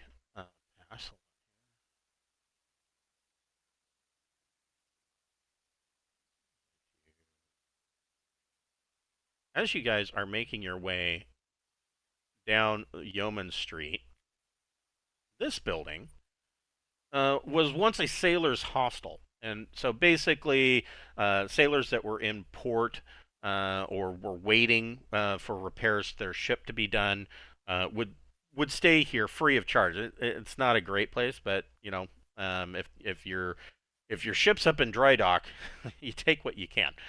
And all of the characters can roll a d6. Probably better than the cot on the ship anyway. Right? Yeah, true. Well, Laura got a 5. Mavis got a 1. 5 and 4. Mavis definitely got it. So, Mavis, you see that over the door there was once a holy symbol of Satis, and Satis is the goddess of of the deep, the goddess of elemental water. Most sailors will make some kind of sacrifice to Satis before going out to sea. But you see that this symbol that is over the door has been defaced, like scratched through, and heavily damaged. Huh. Someone's angry with the sea. We're gonna get back at the ocean. I guess so, damn. I'll point it out to everybody. And so by now it's starting to get towards evening, and you see that around here, or the few people that live around the shipyards are quickly heading to go and get indoors. And you can actually, when you're seeing them, you can hear the bars come down, locking their doors, and they're shutting shutters and barring the windows. Wow. Oh, they're like Maybe- you are. They're of the do not be out at night. Right. Okay, maybe we ought to go to is it hostel or an inn? Is that right? Well, there is. Captain Thaddeus told you McDonald's Inn is a terrible place, but it is just down the street. I mean, you could try to get a room at the hostel if you would like. Of course, it would technically be free. They do accept donations, of course, but you know, it's up to you. Okay. What do you think? I mean, we Or were should we see told not to go to the one place. The what's hostel. so scary at night? Is that what we should discover? Or I guess to get out we have to go Not through without Mormon. we'd have to go through the thriftway at night, which probably would even be horrible too. So I guess we're going to the hostel. Okay. So you go into, and I didn't make a map for this, but so you go into the hostel, and you see that there is a group of people sitting around there. The hostel has Just outside, there's a very overgrown small garden. Doesn't look like it's been tended in quite a while. It went to weed several years ago. Um, there are still some vegetables that are growing, but they're a bit emaciated because they're choked out by the weeds.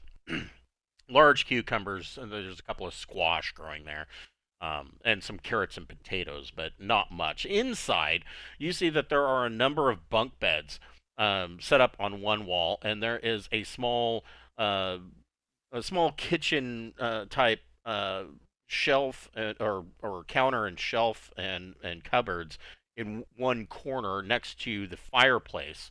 That you can smell that there is some kind of stew that is cooking in a big large pot, and um, there are 7 people um, just sitting huddled around the fire there, or sitting on bunks, and all of you can roll a d6.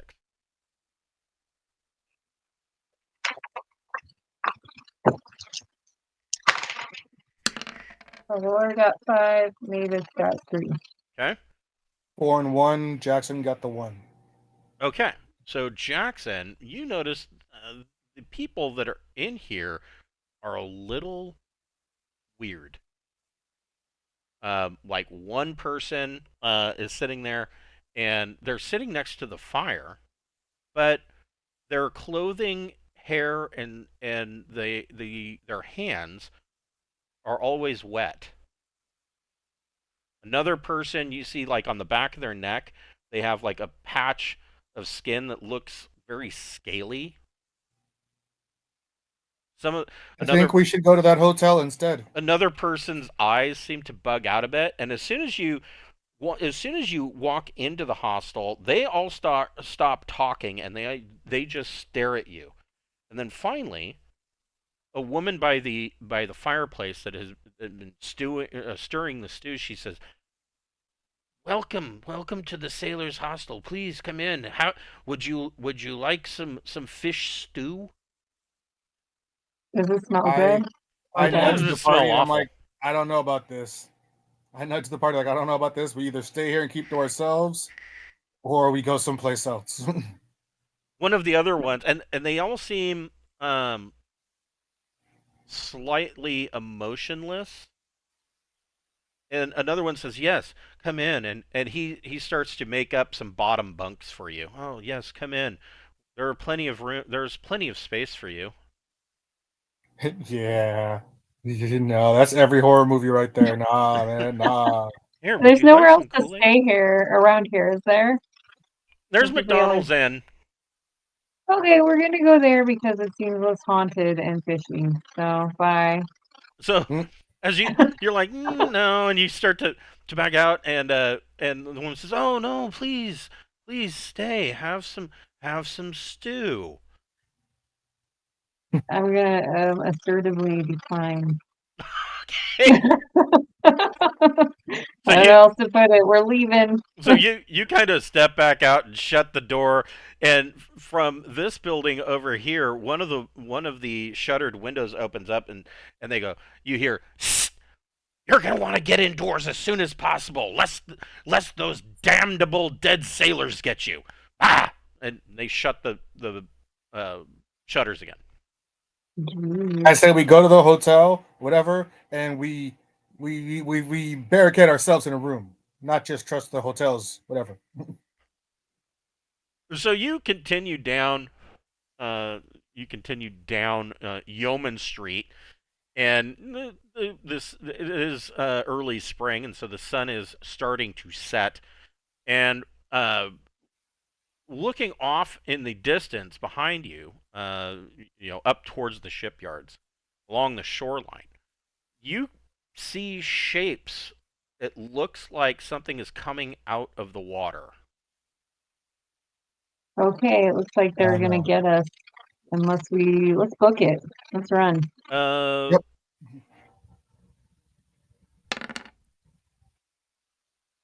We okay. get a ride on that broom, yo.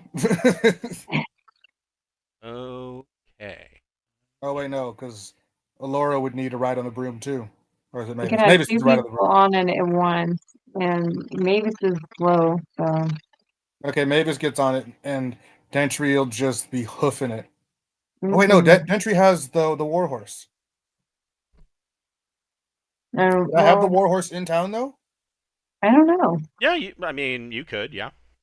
Okay, But you and I'll see, get on my. coming out of the water.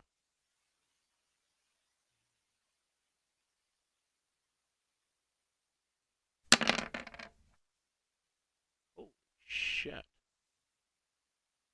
Too many of them. Yeah, 17 of them. You see a group of what looks from the distance like people coming out of the water, and they turn and start to move rapidly toward you. Yep, we're running away Are we towards gonna the make it to our McDonald's. destination, or are we fighting? What are we doing here? Let's see. If I gotta get my elephant out, I want to know now. So, who's riding? I assume that Alora's breaking out the brim. Yeah, and Mavis is gonna hop on So, what's your movement with the brim? really fast. I think it's like From 180 with it's somebody riding. it says 240 and then 80 encounter, but it doesn't say if it's less than this more than one rider Right. though. So, yeah, I think it'd be 180, 60 with a rider. So, Yeah, I think that's what we decided. so Alora and Mavis could outrun him. Jackson cannot run him on foot because that's his speed. And Dentry's on the warhorse. I'm sure that the warhorse can outrun It's spooky And him, I though. think. and Malachi and or Borman, one of them would probably cast Spectral Steed to give them some speed. Yeah, warhorse is 120, 40, and these guys are actually moving that fast. Oh So I'm wow. basically keeping pace with them on the warhorse. Yes. But that means they're not catching up to me. Right. And so you guys are running, and all of you can roll another d6.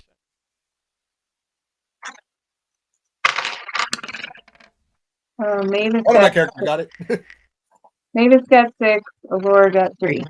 Okay, so who got the Dentry 1? got 6. Jackson got 1. So Jackson, you run a bit ahead and you turn around and kind of get a better look at these guys.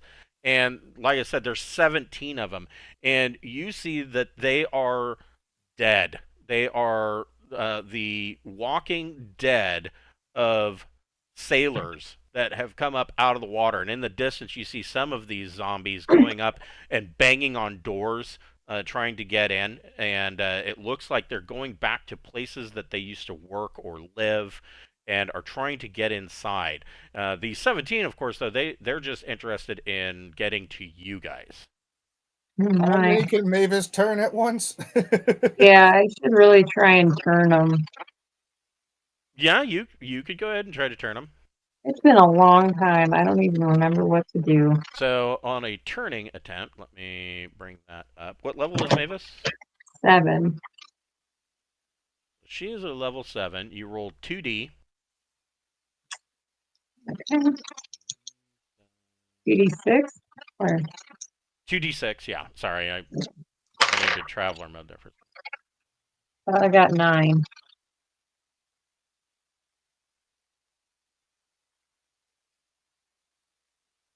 Okay, so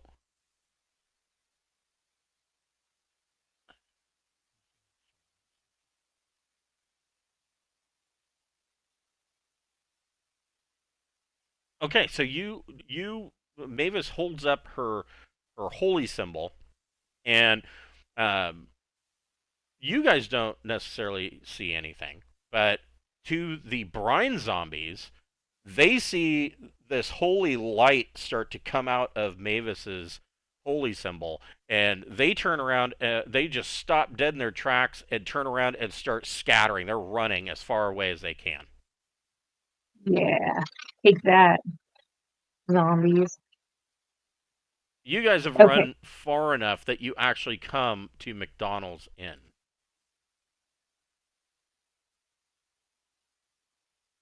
And when you Nobody's, when is you anyone suspiciously moist in this place or? suspiciously.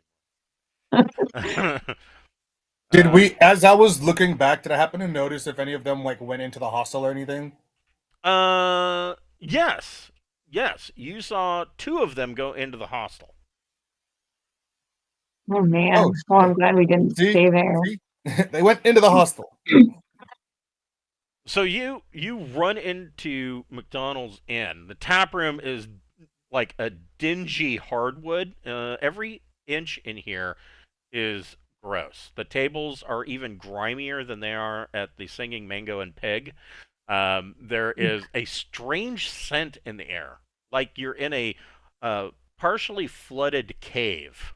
Is kind of the smell that's in the air, and there's a large fireplace over here that is about 8 feet tall, and there is a good fire going in there, and you can see that there are in a couple of places you see that there are rats just moving around. The other thing you see is that in a number of places, growing like in the corner of where the wall meets the floor or growing on the wall itself, you see mushrooms.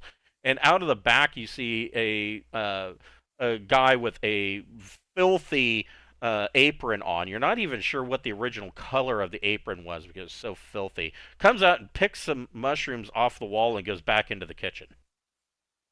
All right. Looks like we're eating iron rations tonight. And over here, you see that there's a counter, and there's a guy sitting back there, and he goes, shut the door. We don't want any of those dead folk coming in. Stupid dead sailors. Here, we'll close it then. We'll lock it up tight. And so he shut the door, and he brings over 6 tankards of ale, and charges. He says, ale's 5 silver pieces per pint, and I suppose you'll probably be wanting something to eat. We've got stew for 5 silver pieces. We're good on the food. Yeah, we're fine. We've been gorging ourselves all day. We don't want wall mushrooms, thanks. He says, well, since you're here, you'll probably need a room. He says, we've got Yeah. shared rooms upstairs that are 5 silver pieces per 2 people per room, and then or if you prefer, we've got a common room with 5 beds. Although I mean, there's plenty of room on the floor if somebody wants to throw out a bedroll, and the common room has its own fireplace, so it should keep you nice and toasty in there. And the common room is 1 silver piece. I vote common room only because something about this place says if shit goes down, I'd rather us be together. I agree. Yeah, let's get the common room. Okay. We don't trust your hotel or your hostel or anything. Yeah. You're like, this city sucks. Will it tell us what's up with the dead soldiers? How long have they been like invading at night? So yeah, the brine zombies, they come up every now and again out of the bay. And dead sailors trying to go back to where they once lived. They're a real problem. That's why nobody wants to. Well, that's one of the reasons why nobody wants to be out after dark. But around here, we're starting to have more and more problems with the damn cult of the drowned child. You can't tell the difference between those folks and regular folks a lot of times. Sometimes you'll find little weird things about them, like their eyes stick out too far. They got that fishy look and they don't blink. Fucking weird. We've seen those They don't blink. people at the hostel. Yeah, they're weird there too. Yeah, well, after dark, if they catch anybody out, if the brine zombies don't get them, sometimes those cultists will take them, and we don't know what happens to them. But if you see a person that's been taken again, if you see them now, they're weird. Something strange going on with them. Yeah. unfortunately, there's nobody to do anything about it. There was some adventuring group that came through here called Venus Deus Company, and they didn't seem to care about the cult at all. They were after something more specific. They came from the from the old Imperial Customs building, and they were just hell bent trying to find something. They had some kind of old map. Hmm. Well, that's interesting to know. Do they have any information about the cult of the drowned child? I don't know what that is. And he says, "Oh, the cult showed up here probably, I would say probably about 5 to 10 years ago. Hard to say because for the most part, like I said, they look just like you and me. Well, maybe not as good looking as myself." Yeah. And he says, but yeah, they showed up. And he says, I heard some of the sailors from Smuggler's Cove say that there's a real problem with them over in Arentis. But he says they finally showed up over here, and they worship a demigod called the Drowned Child. Terrible creature, terrible creature, and they aren't even human anymore. They've been changed. That's pretty spooky. 'Cause like I said, they prowl the streets at night, and he says they'll openly tell you that they're looking for converts. This ain't no religion like I ever seen. Those converts, they kidnap them in the middle of the night. You hear some screaming as they're being taken away somewhere, and then a few days later, you might see that person that was kidnapped, and now he's one of them. Fishy. Weird. So Hmm. he tells you, he says, yeah, just go upstairs, and it's at the end of the hallway. And yeah, there's a fireplace in the main hallway that pretty much provides most of the heat for this level. But there this room, you expect it to be a kind of a bathroom, which basically consists of a board with a hole in it, and it goes down a chute down the side of the building. That is no longer the case. Now it just holds spare stuff that he's using the bathroom as a closet. You're not sure where people go to the bathroom, probably outside, but unless you want to deal with the brine zombies, you're probably holding it at this point. Hmm. So you guys come in, and the beds that are in here. So the shingles are leaky in several places. There are puddles of water on the floor as you're coming through here. There are this common room. The five what he called beds actually consists of five moldy straw mats that are on the floor with burlap pillows and scratchy wool blankets that are the wool blankets are filthy. And again, there's like a small 3 foot tall fireplace in here that can provide some comfort, but it's pretty. Would mending make the beds less shitty? Well, mending would repair them, but it wouldn't clean them. Okay. Sanctify. So as All right. you guys bed down for the night. I vote to not use the beds and push them all to the side and put our own shit down instead. Yeah, you That's could fine. certainly do that. That seems wise. This is gross.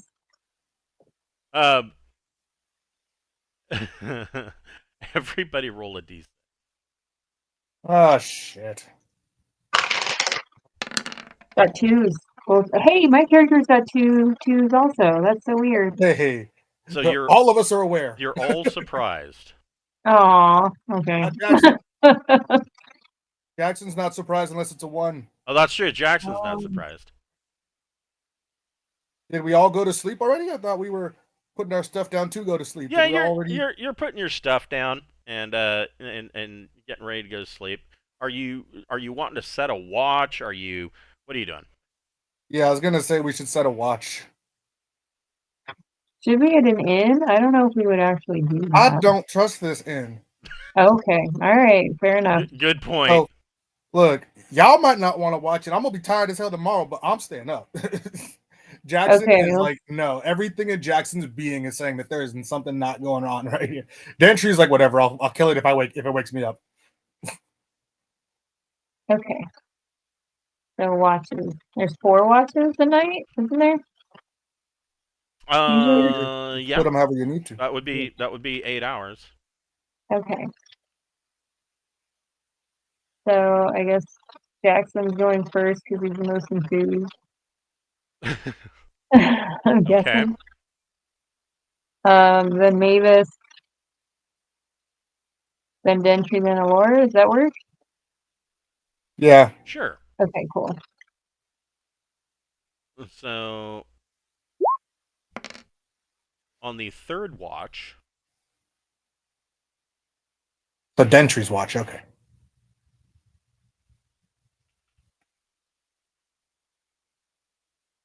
on We're the attacked by spider rats.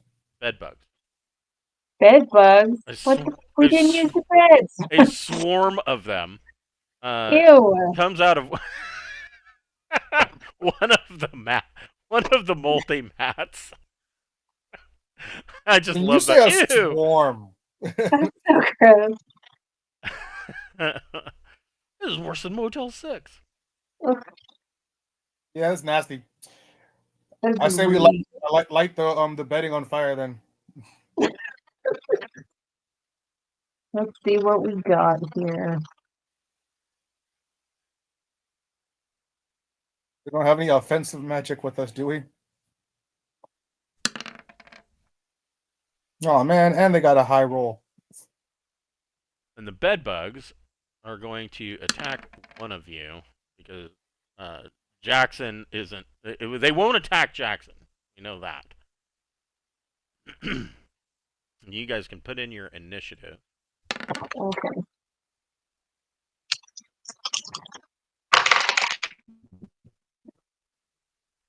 They're gonna attack Dentry. Are these like super massive bed bugs? They're they look well fed. Okay, so it's literally like regular sized bed bugs, just a crap ton of them. And so Dentry.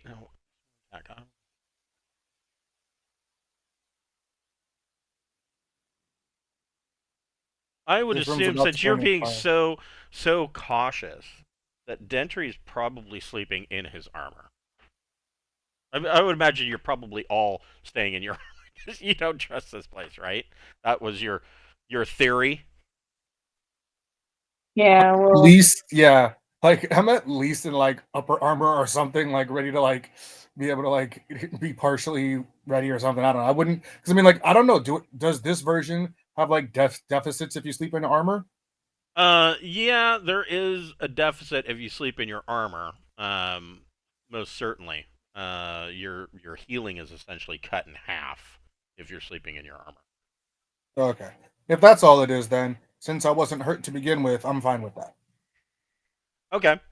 So you guys are awoken when Dentry kind of lets out a yell, and you guys all sit up, and in the flickering firelight of the room, you can see that it's almost like Dentry's body or skin is moving. ew. And there is just a swarm of bedbugs all over Dentry, biting him for 2 points of damage. Well, this is awesome. I'm in my armor, so I just take my armor off and toss it in the fire. Okay, you're gonna start doffing your armor to throw it in the fire? It's magical armor, so the fire itself shouldn't hurt it. Yeah, normal. Yeah, probably not. What kind of armor is it? I am wearing full plate +1. Oh, well, yeah. I mean, you're probably. I mean, I don't think fire's gonna hurt full plate. I mean, it would have to be really hot fire, and this is just a normal fireplace. So, I'm So just gonna that give it a was little quick little. I'll start doffing, but that's gonna take forever. that was the surprise attack. This is an insect swarm. So insect swarms, they can fill an area 10 feet by 30 feet. Oh shit! Yeah. So basically, this whole room is a swarm of bed bugs. They Forming when we need them, man. automatically deal damage to characters inside the swarm area. 2 hit points if you're wearing armor, 4 hit points without. Characters inside the swarm who defend themselves by brandishing a weapon suffer half damage from the swarm. A brandished torch can actually damage the swarm. Escaping and on exiting the swarm, characters continue to suffer half damage until 3 rounds are spent swatting the attached insects. Diving into water, suffer damage for 1 round, then attached insects drown. And an angry swarm will pursue characters. These guys are particularly hungry, which makes them angry, and so they will pursue if you try to run. And they have, they don't. The swarms don't move very fast. They have 30-10 movement.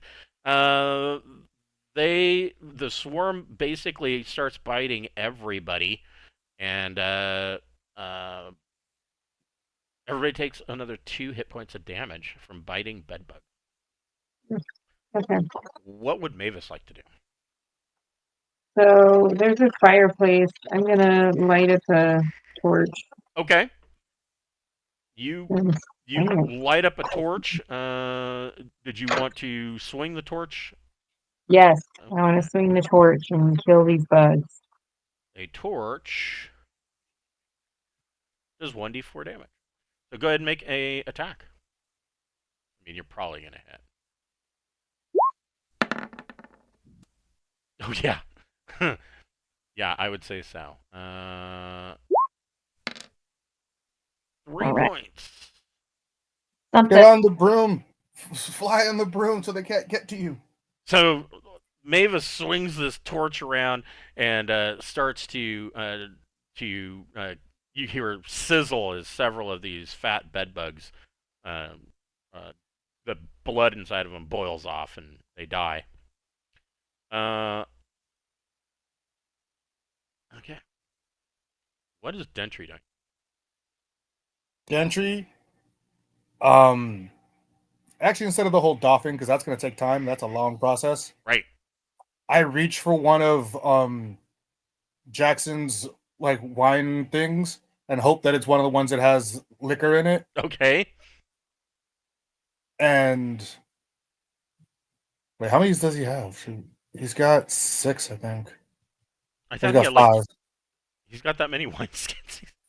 He's Yeah, got all these wineskins he's carrying. yeah. He kind of has like a instead of a axe thing where he has all the axes, he's got like a thing like a bunch of wineskins on him. Nice. A belt of wineskins. So anyway, I grab one of those, hoping it's one of the good alcohols, and try to like do like a flaming breath with a torch. Okay. Now, how you want me to roll for that is all up to you, but that's what I want to do. Like yoga flame. Hold on, my computer's being. I feel like that's gonna do a good bit of like area effect damage.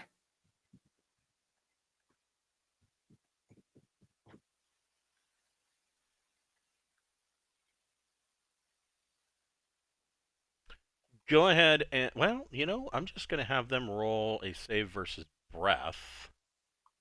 Sweet.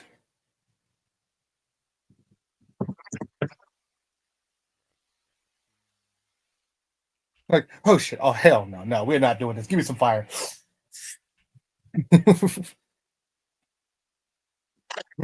Meanwhile, Jackson's going, not the rum. Yes. What are you doing? So they will say that the flaming rum will do 1d4 damage as well. They will make a save versus breath for half. Oh, but it's not good enough. They fail. Go ahead and roll 1d4.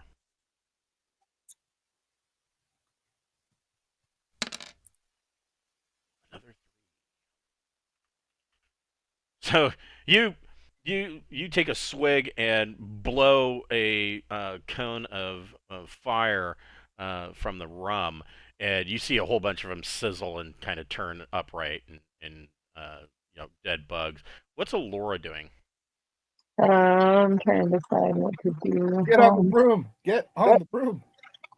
At least then you're not on the ground. Hmm. Yeah, these Well, are that's actually like- a mix of bed bugs and cockroaches. Oh, so they can fly? Some of them. Okay. Yeah, they have a fly. Evidently, they're not very good flyers. So I have like a ring of telekinesis, and I was wondering if I could use anything in the room to smush the bugs that way. Sure, you could. Okay. You could use telekinesis to kind of. I don't know, Like flip a bed over on them and smush them, or is it too soft for that? Is there anything in here? Maybe there's not anything. See here. Maybe I could push the bugs into the fireplace with it though, or something. Yeah, I could like So you can shoo move them up in to there. 200 coins of weight. So that's a lot of bugs. Okay, Can be moved get up to in there. 20 feet per round in whatever direction you wish. If a creature is targeted, it may save versus spells to resist. And Yeah, forget moving objects. Just move the bugs directly. I like so Yeah. yeah, if you want to try to push the swarm into the fireplace. Yes, that would be really cool. Oh, and they fail their save. Sizzle, sizzle. It's gonna smell awesome in here. Yes. So Alora uses the ring of telekinesis, and you see all these bugs get shoved into the fireplace.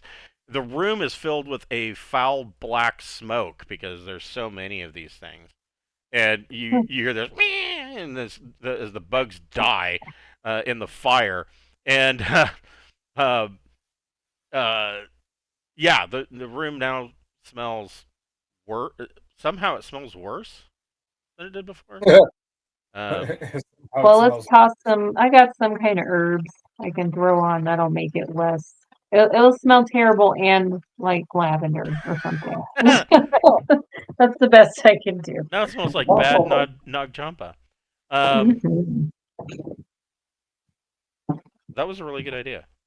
I give a Yeah, I'm glad it worked out. I thought maybe I could only target a single bug, but I'm glad I could use. yeah. I'm giving some bonus XP for that. That was an excellent idea.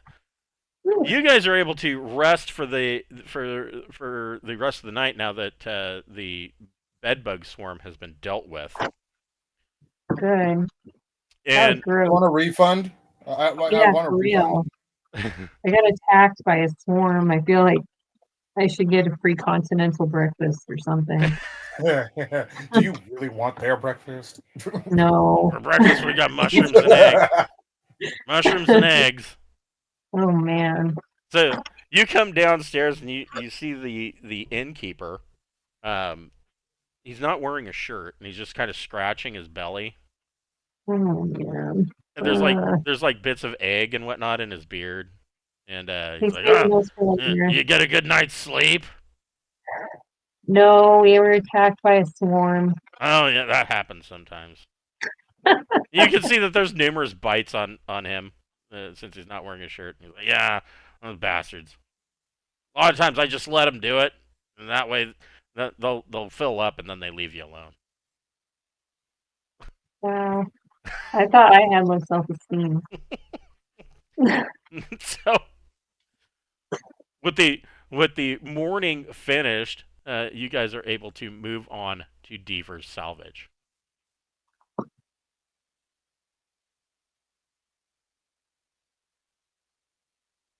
So Deaver's Salvage, you see that there is this small indiscreet building. It has its own private dock coming off of the building. And you open the door, and the entire building looks like it's made out of shiplap. It's wood planks on the floor and walls, and there are heavy beams on the 10-foot ceiling. there is a pub table that is covered in maps. And there are various cabinets around the room that have what looks like a lot of them have been cleaned up as best they can. They're probably not ever going to shine and be polished again, but they look like they've been pulled up from the seabed floor. And on the pub table here, the pub table is very, very detailed maps, hand drawn, of the seafloor. They're not complete though. There are several areas that are blank, and you see that on the maps there are a number of locations that are marked by the names of ships, and these are wrecks that Deaver has already found. And coming out or looking in the cabinets, you can see that the glass doors display things that he's pulled up off the floor. They're cleaned up as best he can, but there are a number of items for sale that if you're into that sort of thing. There's a bosun's whistle, there's a compass, there's a sextant, there's a Is number. that weird? Did that weird adventuring company come through here and ask for any specific maps? So Deaver comes out, and his name is Deaver Martin, and he's a gnome, but he doesn't really act like a gnome. He kind of presents himself as a normal human, and he comes out and he says, "Oh, yeah, I heard something about that there was some adventuring company. I forget their name, but they seem. What I heard is they were kind of a nasty lot. They didn't come through here seeking any maps, but I did hear that they entered the sewers near here. Says I'm not sure what they're looking for down there, but there's all sorts of high weirdness in the sewers. A lot of the smugglers that want to avoid paying the Thieves Guild tariff will sometimes move cargo through the sewers, but I've heard all sorts of bad tales about things that happen to those down there. There's all sorts of terrible things that happen in the sewers.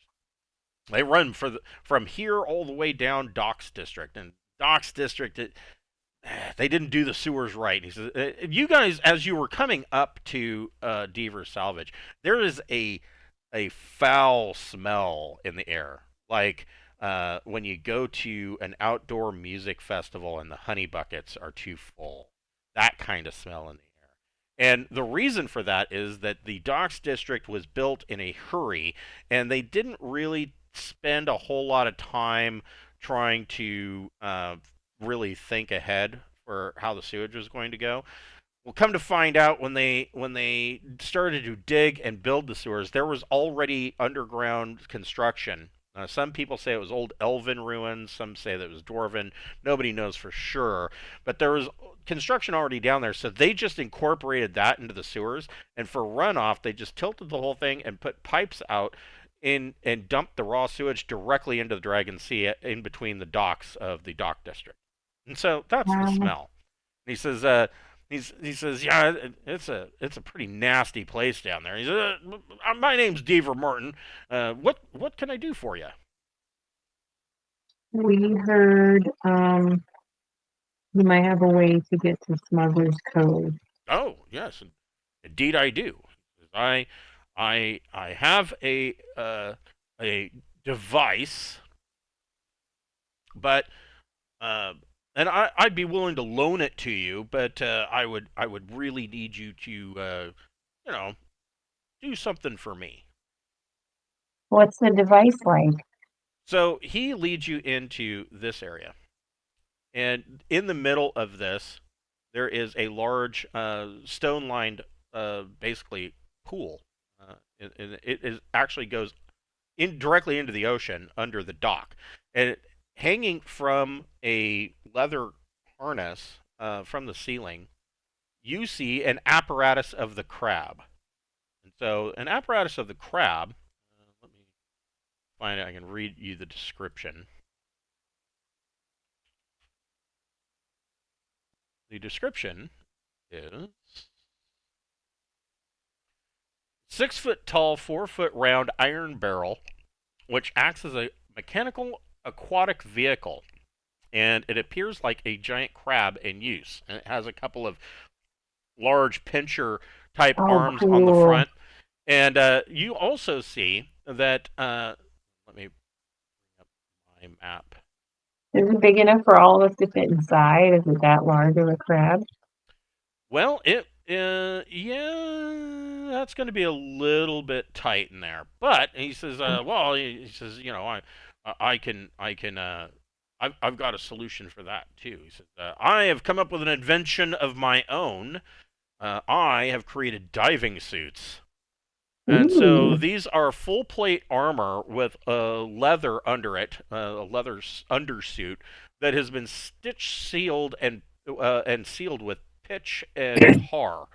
And he says, I'm going to tell you they're not perfect. There is a 1 in 6 chance that it will spring a leak, and during each turn of use. So every 10 Wow. minutes, there's a 1 in 6 chance these things will spring a leak. And they come with an attached leather air bladder that holds 1d4 turns of air, and there's a leather belt that holds a number of pouches that are filled with sand, and so you can keep them on them when you want to surface. You can drop these pouches, and it'll allow you to float naturally up to the surface. Hmm. Well, that's interesting. Movement while in the suit is 60-20, and he says if there's no air leaking, he says if the suit is out of air and or it is leaking, your movement drops to 30-10 because you lose all the buoyancy. He says a leaking suit will cause the wearer to drown in 1d4 rounds as it fills with water and weighs the character down. It takes 1 turn to put on or take off a diving suit. So you don't want it to fill with water. But So, how many people fit in the crab, though? so he thinks that your group, so crew, up to 2 human-sized people can fit inside the apparatus. Okay. So 2 And people then, can fit in there. And he tells you, he says, well, I'll tell you, I have been searching and searching for a very famous wreck. And the name of the wreck is the Maiden of the River. It was a treasure galley that is said to have been holding immeasurable wealth. He says, but because of all the runoff from the sewers, it's pretty bad down there.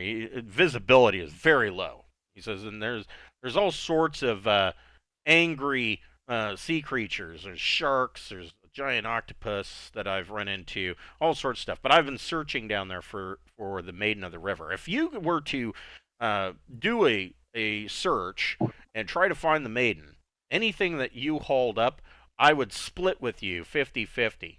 He says, if there's magic items or whatnot in there, I'd even allow you to take first pick off the top. In addition to that, I would allow you to borrow my apparatus of the crab, as long as you promise not to damage it, and you can make your way over to Smuggler's Cove. well, that sounds fair to me. Do any people from the cult of the drowned child go in the sewers? He says, oh, yes, those people. Yeah, I've heard. He goes, I haven't seen them go into the sewers, but I have heard some tales that that there's rumors that that's one of the places where they kind of exist. Somebody said that they might have a shrine or something down there. Ah, okay. Well, I'm okay with doing this. And also, so 2 people can go in the crab, 2 people can go on the broom, and if we have to, Mavis can walk on the water. So that just leaves Well, one. are we trying to like make ourselves not be visible? Is that why we're going underwater, or is this like are they gonna see us if we come like walking on the water? They probably would, but maybe if it was at night, it'd be kind of hard, unless you had a torch or something, it'd be pretty damn hard to see that coming. But yeah, thinking out loud about No, how that's a we solid might. idea. That's great Yeah. because then you and someone on the broom, 2 people in the craft. So And Whoever has the then, water you're walk. wanting the brim. So the apparatus of the crab goes underwater. Right, It right, right. walks on the yeah, bottom of the. I'm just trying to think of how to get the whole group over there, even though Oh, the I crab see. I see what apparatus you're saying. might too. So And if we have the then, crab to go underwater, that's 2 people. You and someone on the broom is 2 people. The water walk is 1 person, and my horse has Alora, those horseshoes. what do Yeah, the the horseshoes horseshoes of the do? Zephyr. The horseshoes of the Zephyr let me walk on water. Oh, sweet. Okay, we're set then. All right, yeah, let's look for this wreck for this guy. Let's Okay. go And it's trudge awesome around in the because then sewer. 2 people are under, 2 people are up in the sky, and then 2 of us on the water. So it's not like we're a big group in any portion of us. Okay. Now, who's going in the crab? Yes. Um, Yeah. Which 2 of you are going to go in the crab? what's like the skill? Is it like a dexterity based thing to operate the crab? So there's an entry hatch, a secret entry hatch in one side of it that allows entry. Inside the apparatus are a series of levers with the following effects. A will extend and retract legs and a tail. With the legs and tail extended, the apparatus can move at a rate of 60-20 on land or in water. Lever B, uncover or cover the forward porthole. So it will open up the forward porthole so you can see outside. Lever C will uncover or cover the side porthole. And lever D extends or retracts the pinchers. When extended, the apparatus can make an attack. E, snap the pinchers. 2 attacks per round. It has a THAC0 of 19 and does 2d6 damage. Lever F, move forward or backward. G, turn left or right. H, allows you to rise or sink in water. I, you can open or close the eyes of the crab. And when they're open, they project light in a 30-foot radius around the apparatus. And lever J, open or close the secret hatch. And when it is closed, the apparatus is watertight. That sounds like just about anybody can do it, right? Yeah, and the apparatus is treated as a vehicle with armor class 0 and 40 hull points, and up to 2 human-sized people can fit inside. Once sealed, there is air sufficient for 1d4 plus 1 hours, twice that if only 1 person is. I'll send Mavis for my crew, and then you pick someone from yours.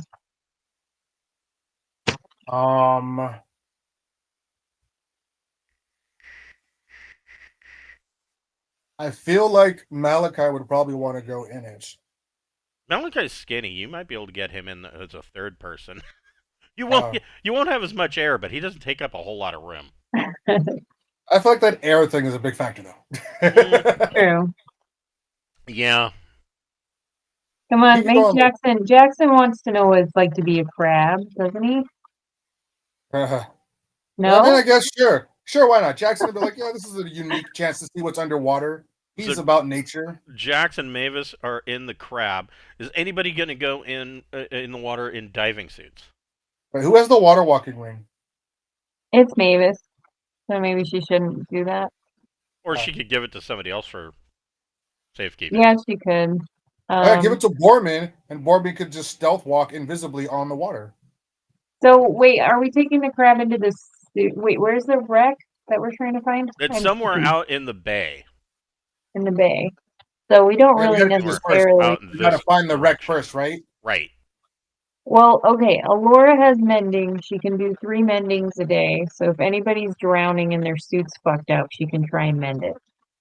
Okay. That's if we take diving suits, we could test him for this guy Yes. and see how it goes. So we'll Okay. give one water walking ring to somebody, and But then that's not gonna help with fighting the wreck. diving? I don't know. It might. No, the water walking ring's not gonna help with the wreck. No, That's true. but if you activate the water walking ring when your suit's filling up with it's leaking and filled with water, then Ooh, good point. then that would save you. Good point. Good point. You know, Mavis also has those eagle eye things, so maybe she could walk on the water and look down. I don't know. Well, we want to get shit out of the wreck, though. Yeah, so that doesn't matter. Jeez. Okay, Jackson so definitely will go. Jackson will go. Dentry's cool with the suit. He's like, whatever. It's I practically wear a full suit anyway, so it's not much different for him to be in armor. Okay. Because we got to do this part before we cross the river anywhere. The cross to go to the pirate area. yeah, So, which direction do you want to go? We'll allow you guys. You can move the party token into the direction. how many squares can we go? Where? That's better. So you can move up to 60 feet. These are 5-foot squares, and there is a grid. I just made it invisible, so the meter works. I'll let you guide the party. Really? Okay. Sure. I'll just straight up. Okay. Boom.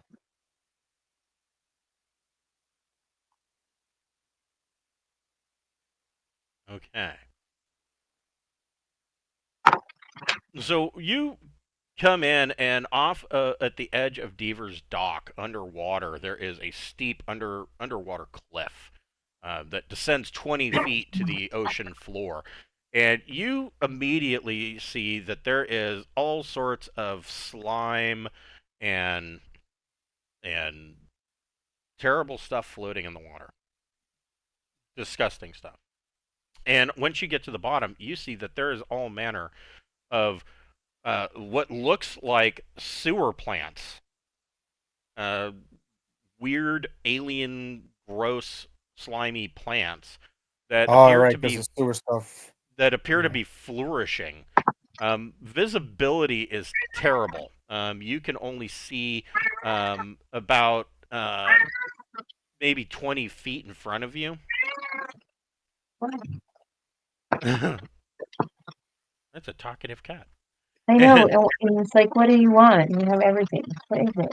And you see that there are several rather large carp are just laying lazily on the bottom of the ocean here, feasting on the disgusting muck. Okay, we're gonna have to snip these plants, I think, with our giant pincer apparatus and get to it. Everybody roll a d6.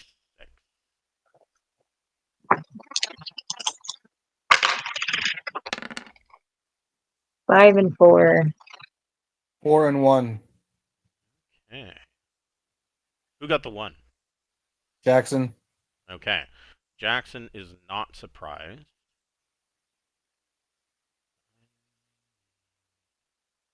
Wait, the 1 had me not surprised? I Oh, guess so. that's right. You rolled a 1, so you are. Nobody else is surprised. Sorry, I did that backwards. Oh, okay, yeah. I gotta be honest. That's the one thing that would have got me surprised.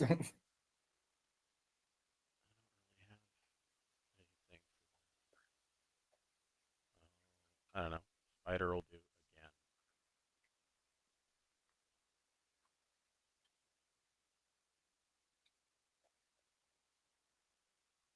Who is in the diving suit?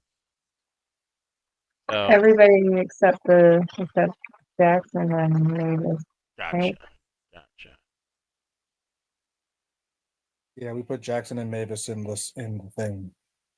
Right. And they're like behind the crab thing, I assume. Probably, yeah.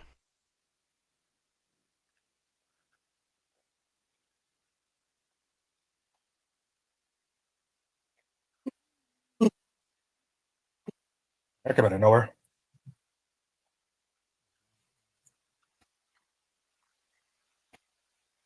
Okay. 1, 2, 3, 4, 5, 6. Okay. And actually, I will change this.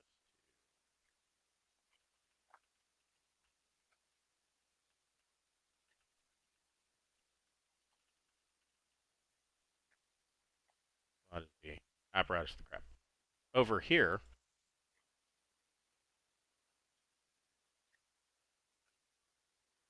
You are noticed by a giant octopus.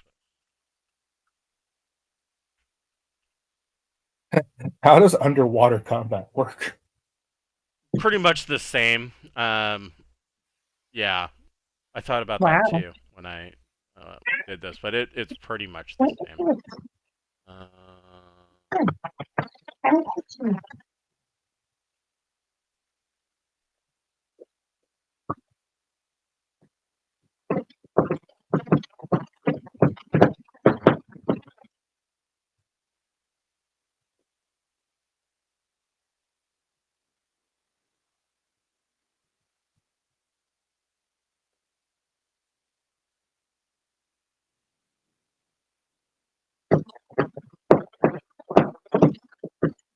all right, so the apparatus of the crab is going to get its own initiative. So you can roll a d6 for the crab people. Crab. Wait, which one of us? You can do it. Yeah, whichever. I think got 3.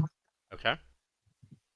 And then Dentry and Alora can roll initiative.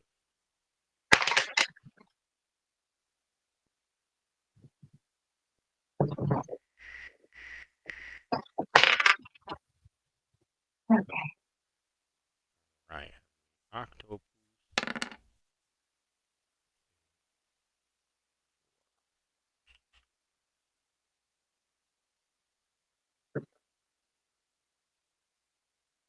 So the octopus, let's see.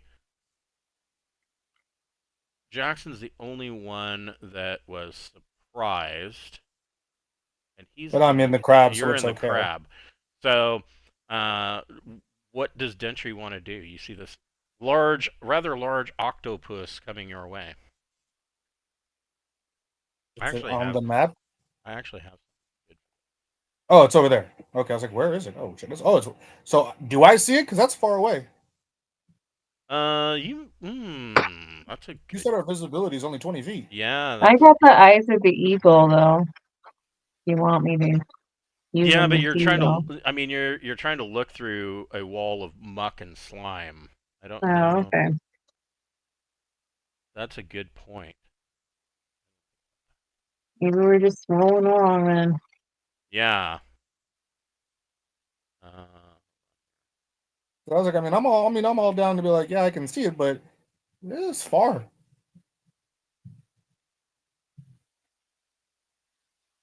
Is this floor all like flat-ish, or is it like? I mean, it's mostly flat. Okay. There are So some it's not like ridges and bumps and whatnot, but that's good enough. I mean, it wasn't like there's like a huge hill like right here or something kind of thing. Like I wasn't sure if this is like a giant rock in the middle that we had to like walk around, or is this just like flat? no, you would have to go around it. There are ridges and whatnot. Okay, then Over. I will.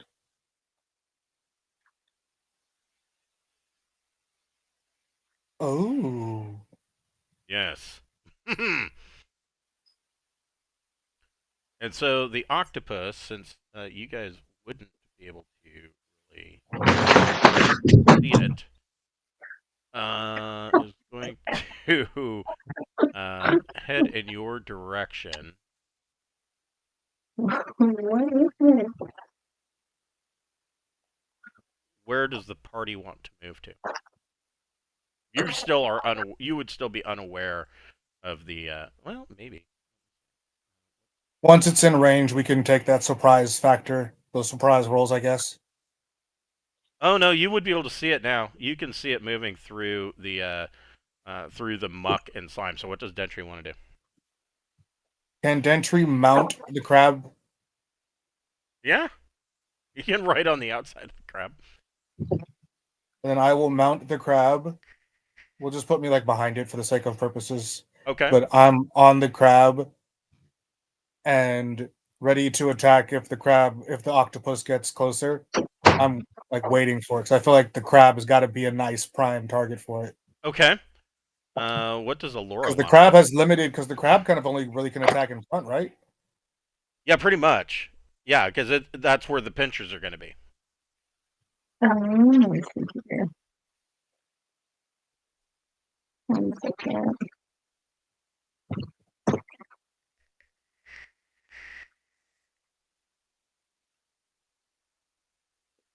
So Okay. in the dive suit, Alora would have a movement of 60-20. So she can move 20 feet. 60, 20. Okay.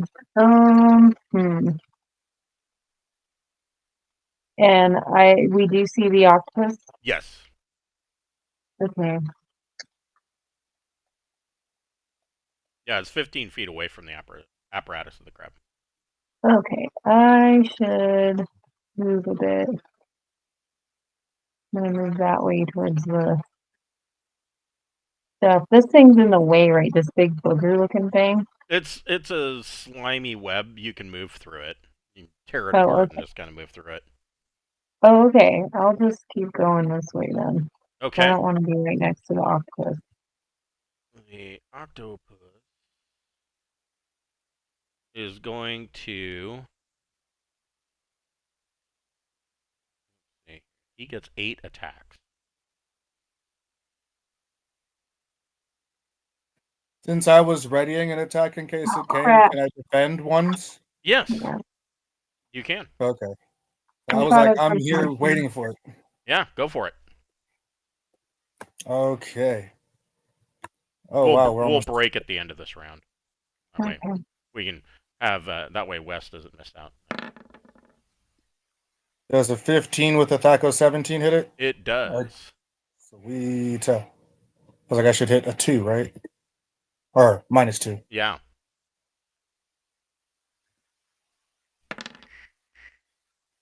-10 damage. Ouch. Okay. So the octopus is going to make 2 attacks on. Well, it's going to make 1 attack on Dentry and 1 attack on the apparatus of the crab. The apparatus of the crab has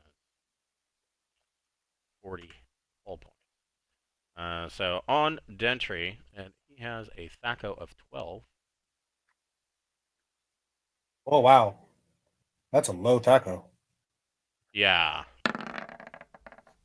Oh, so he gets Dentry, I'm sure. Yeah, that would be way lower than -3. So this tentacle wraps around Dentry, and Oh yeah, what's our AC in these suits? same as full plate armor, so it would be 2. Okay. And then we don't have our shields and everything like that, so we're just that. I mean, you could carry your shield if you wanted to. Okay. So So I that figure would, like I'm not going to be in my regular armor. I'm going to be in this. I'm not going to have my armor inside of this suit. That makes no sense, right? right. Well, yeah, right. So let's see. The tentacle wraps around Dentry and squeezes, dealing 2 points of damage. Oh no. Another tentacle is Ow. going to attack the apparatus of the crab, and I gotta look again. Apparatus of the crab has AC 0.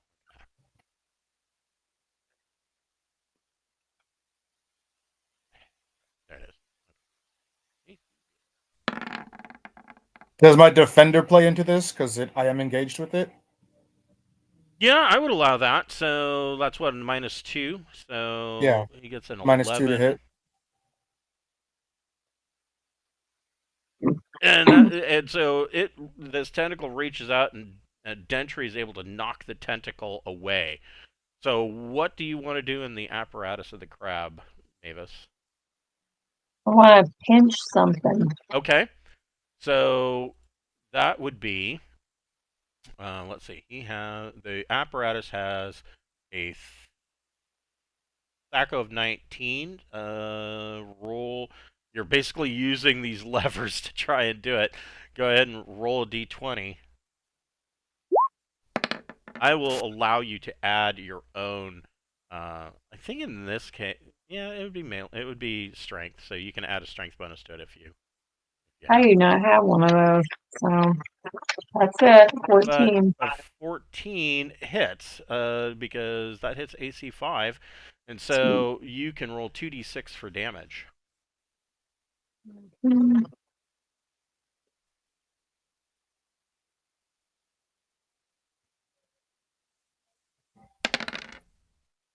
Nice. So Laura or Mavis reaches out with the apparatus, the crab, and kind of clamps down and kind of pinches this octopus, and it is injured, but it is still in the fight. Is it still in the fight? Yeah, it's still in the fight. Yes. All right, so we will break here. Let me go ahead and give you guys some XP. Okay.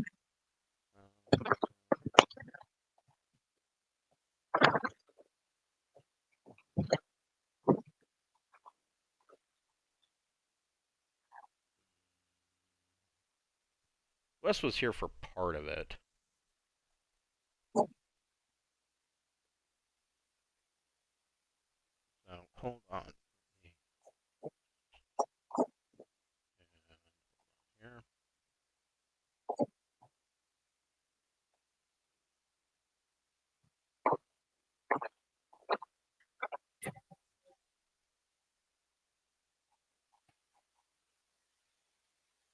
So you each get 531 XP, Oh, Sweet.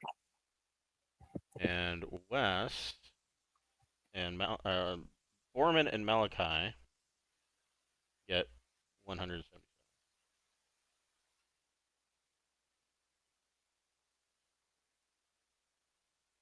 well, Mavis level. So, Oh, really? yeah, that's how close I was. Just barely. I got 88 points over milestone. So, wow.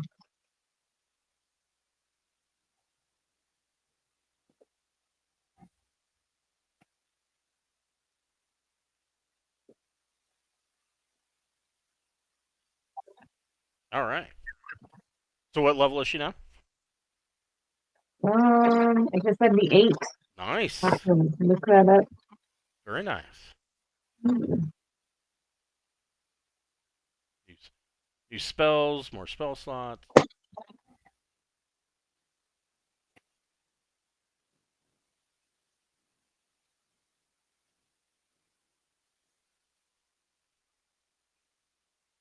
All right. So we will be off for the next 2 weeks. We'll be back on June 15th at 12 o'clock. Awesome. See you then. All Thanks. right. I will see you guys in 2 weeks. Thank you so much. You're welcome. Have a good one. You too.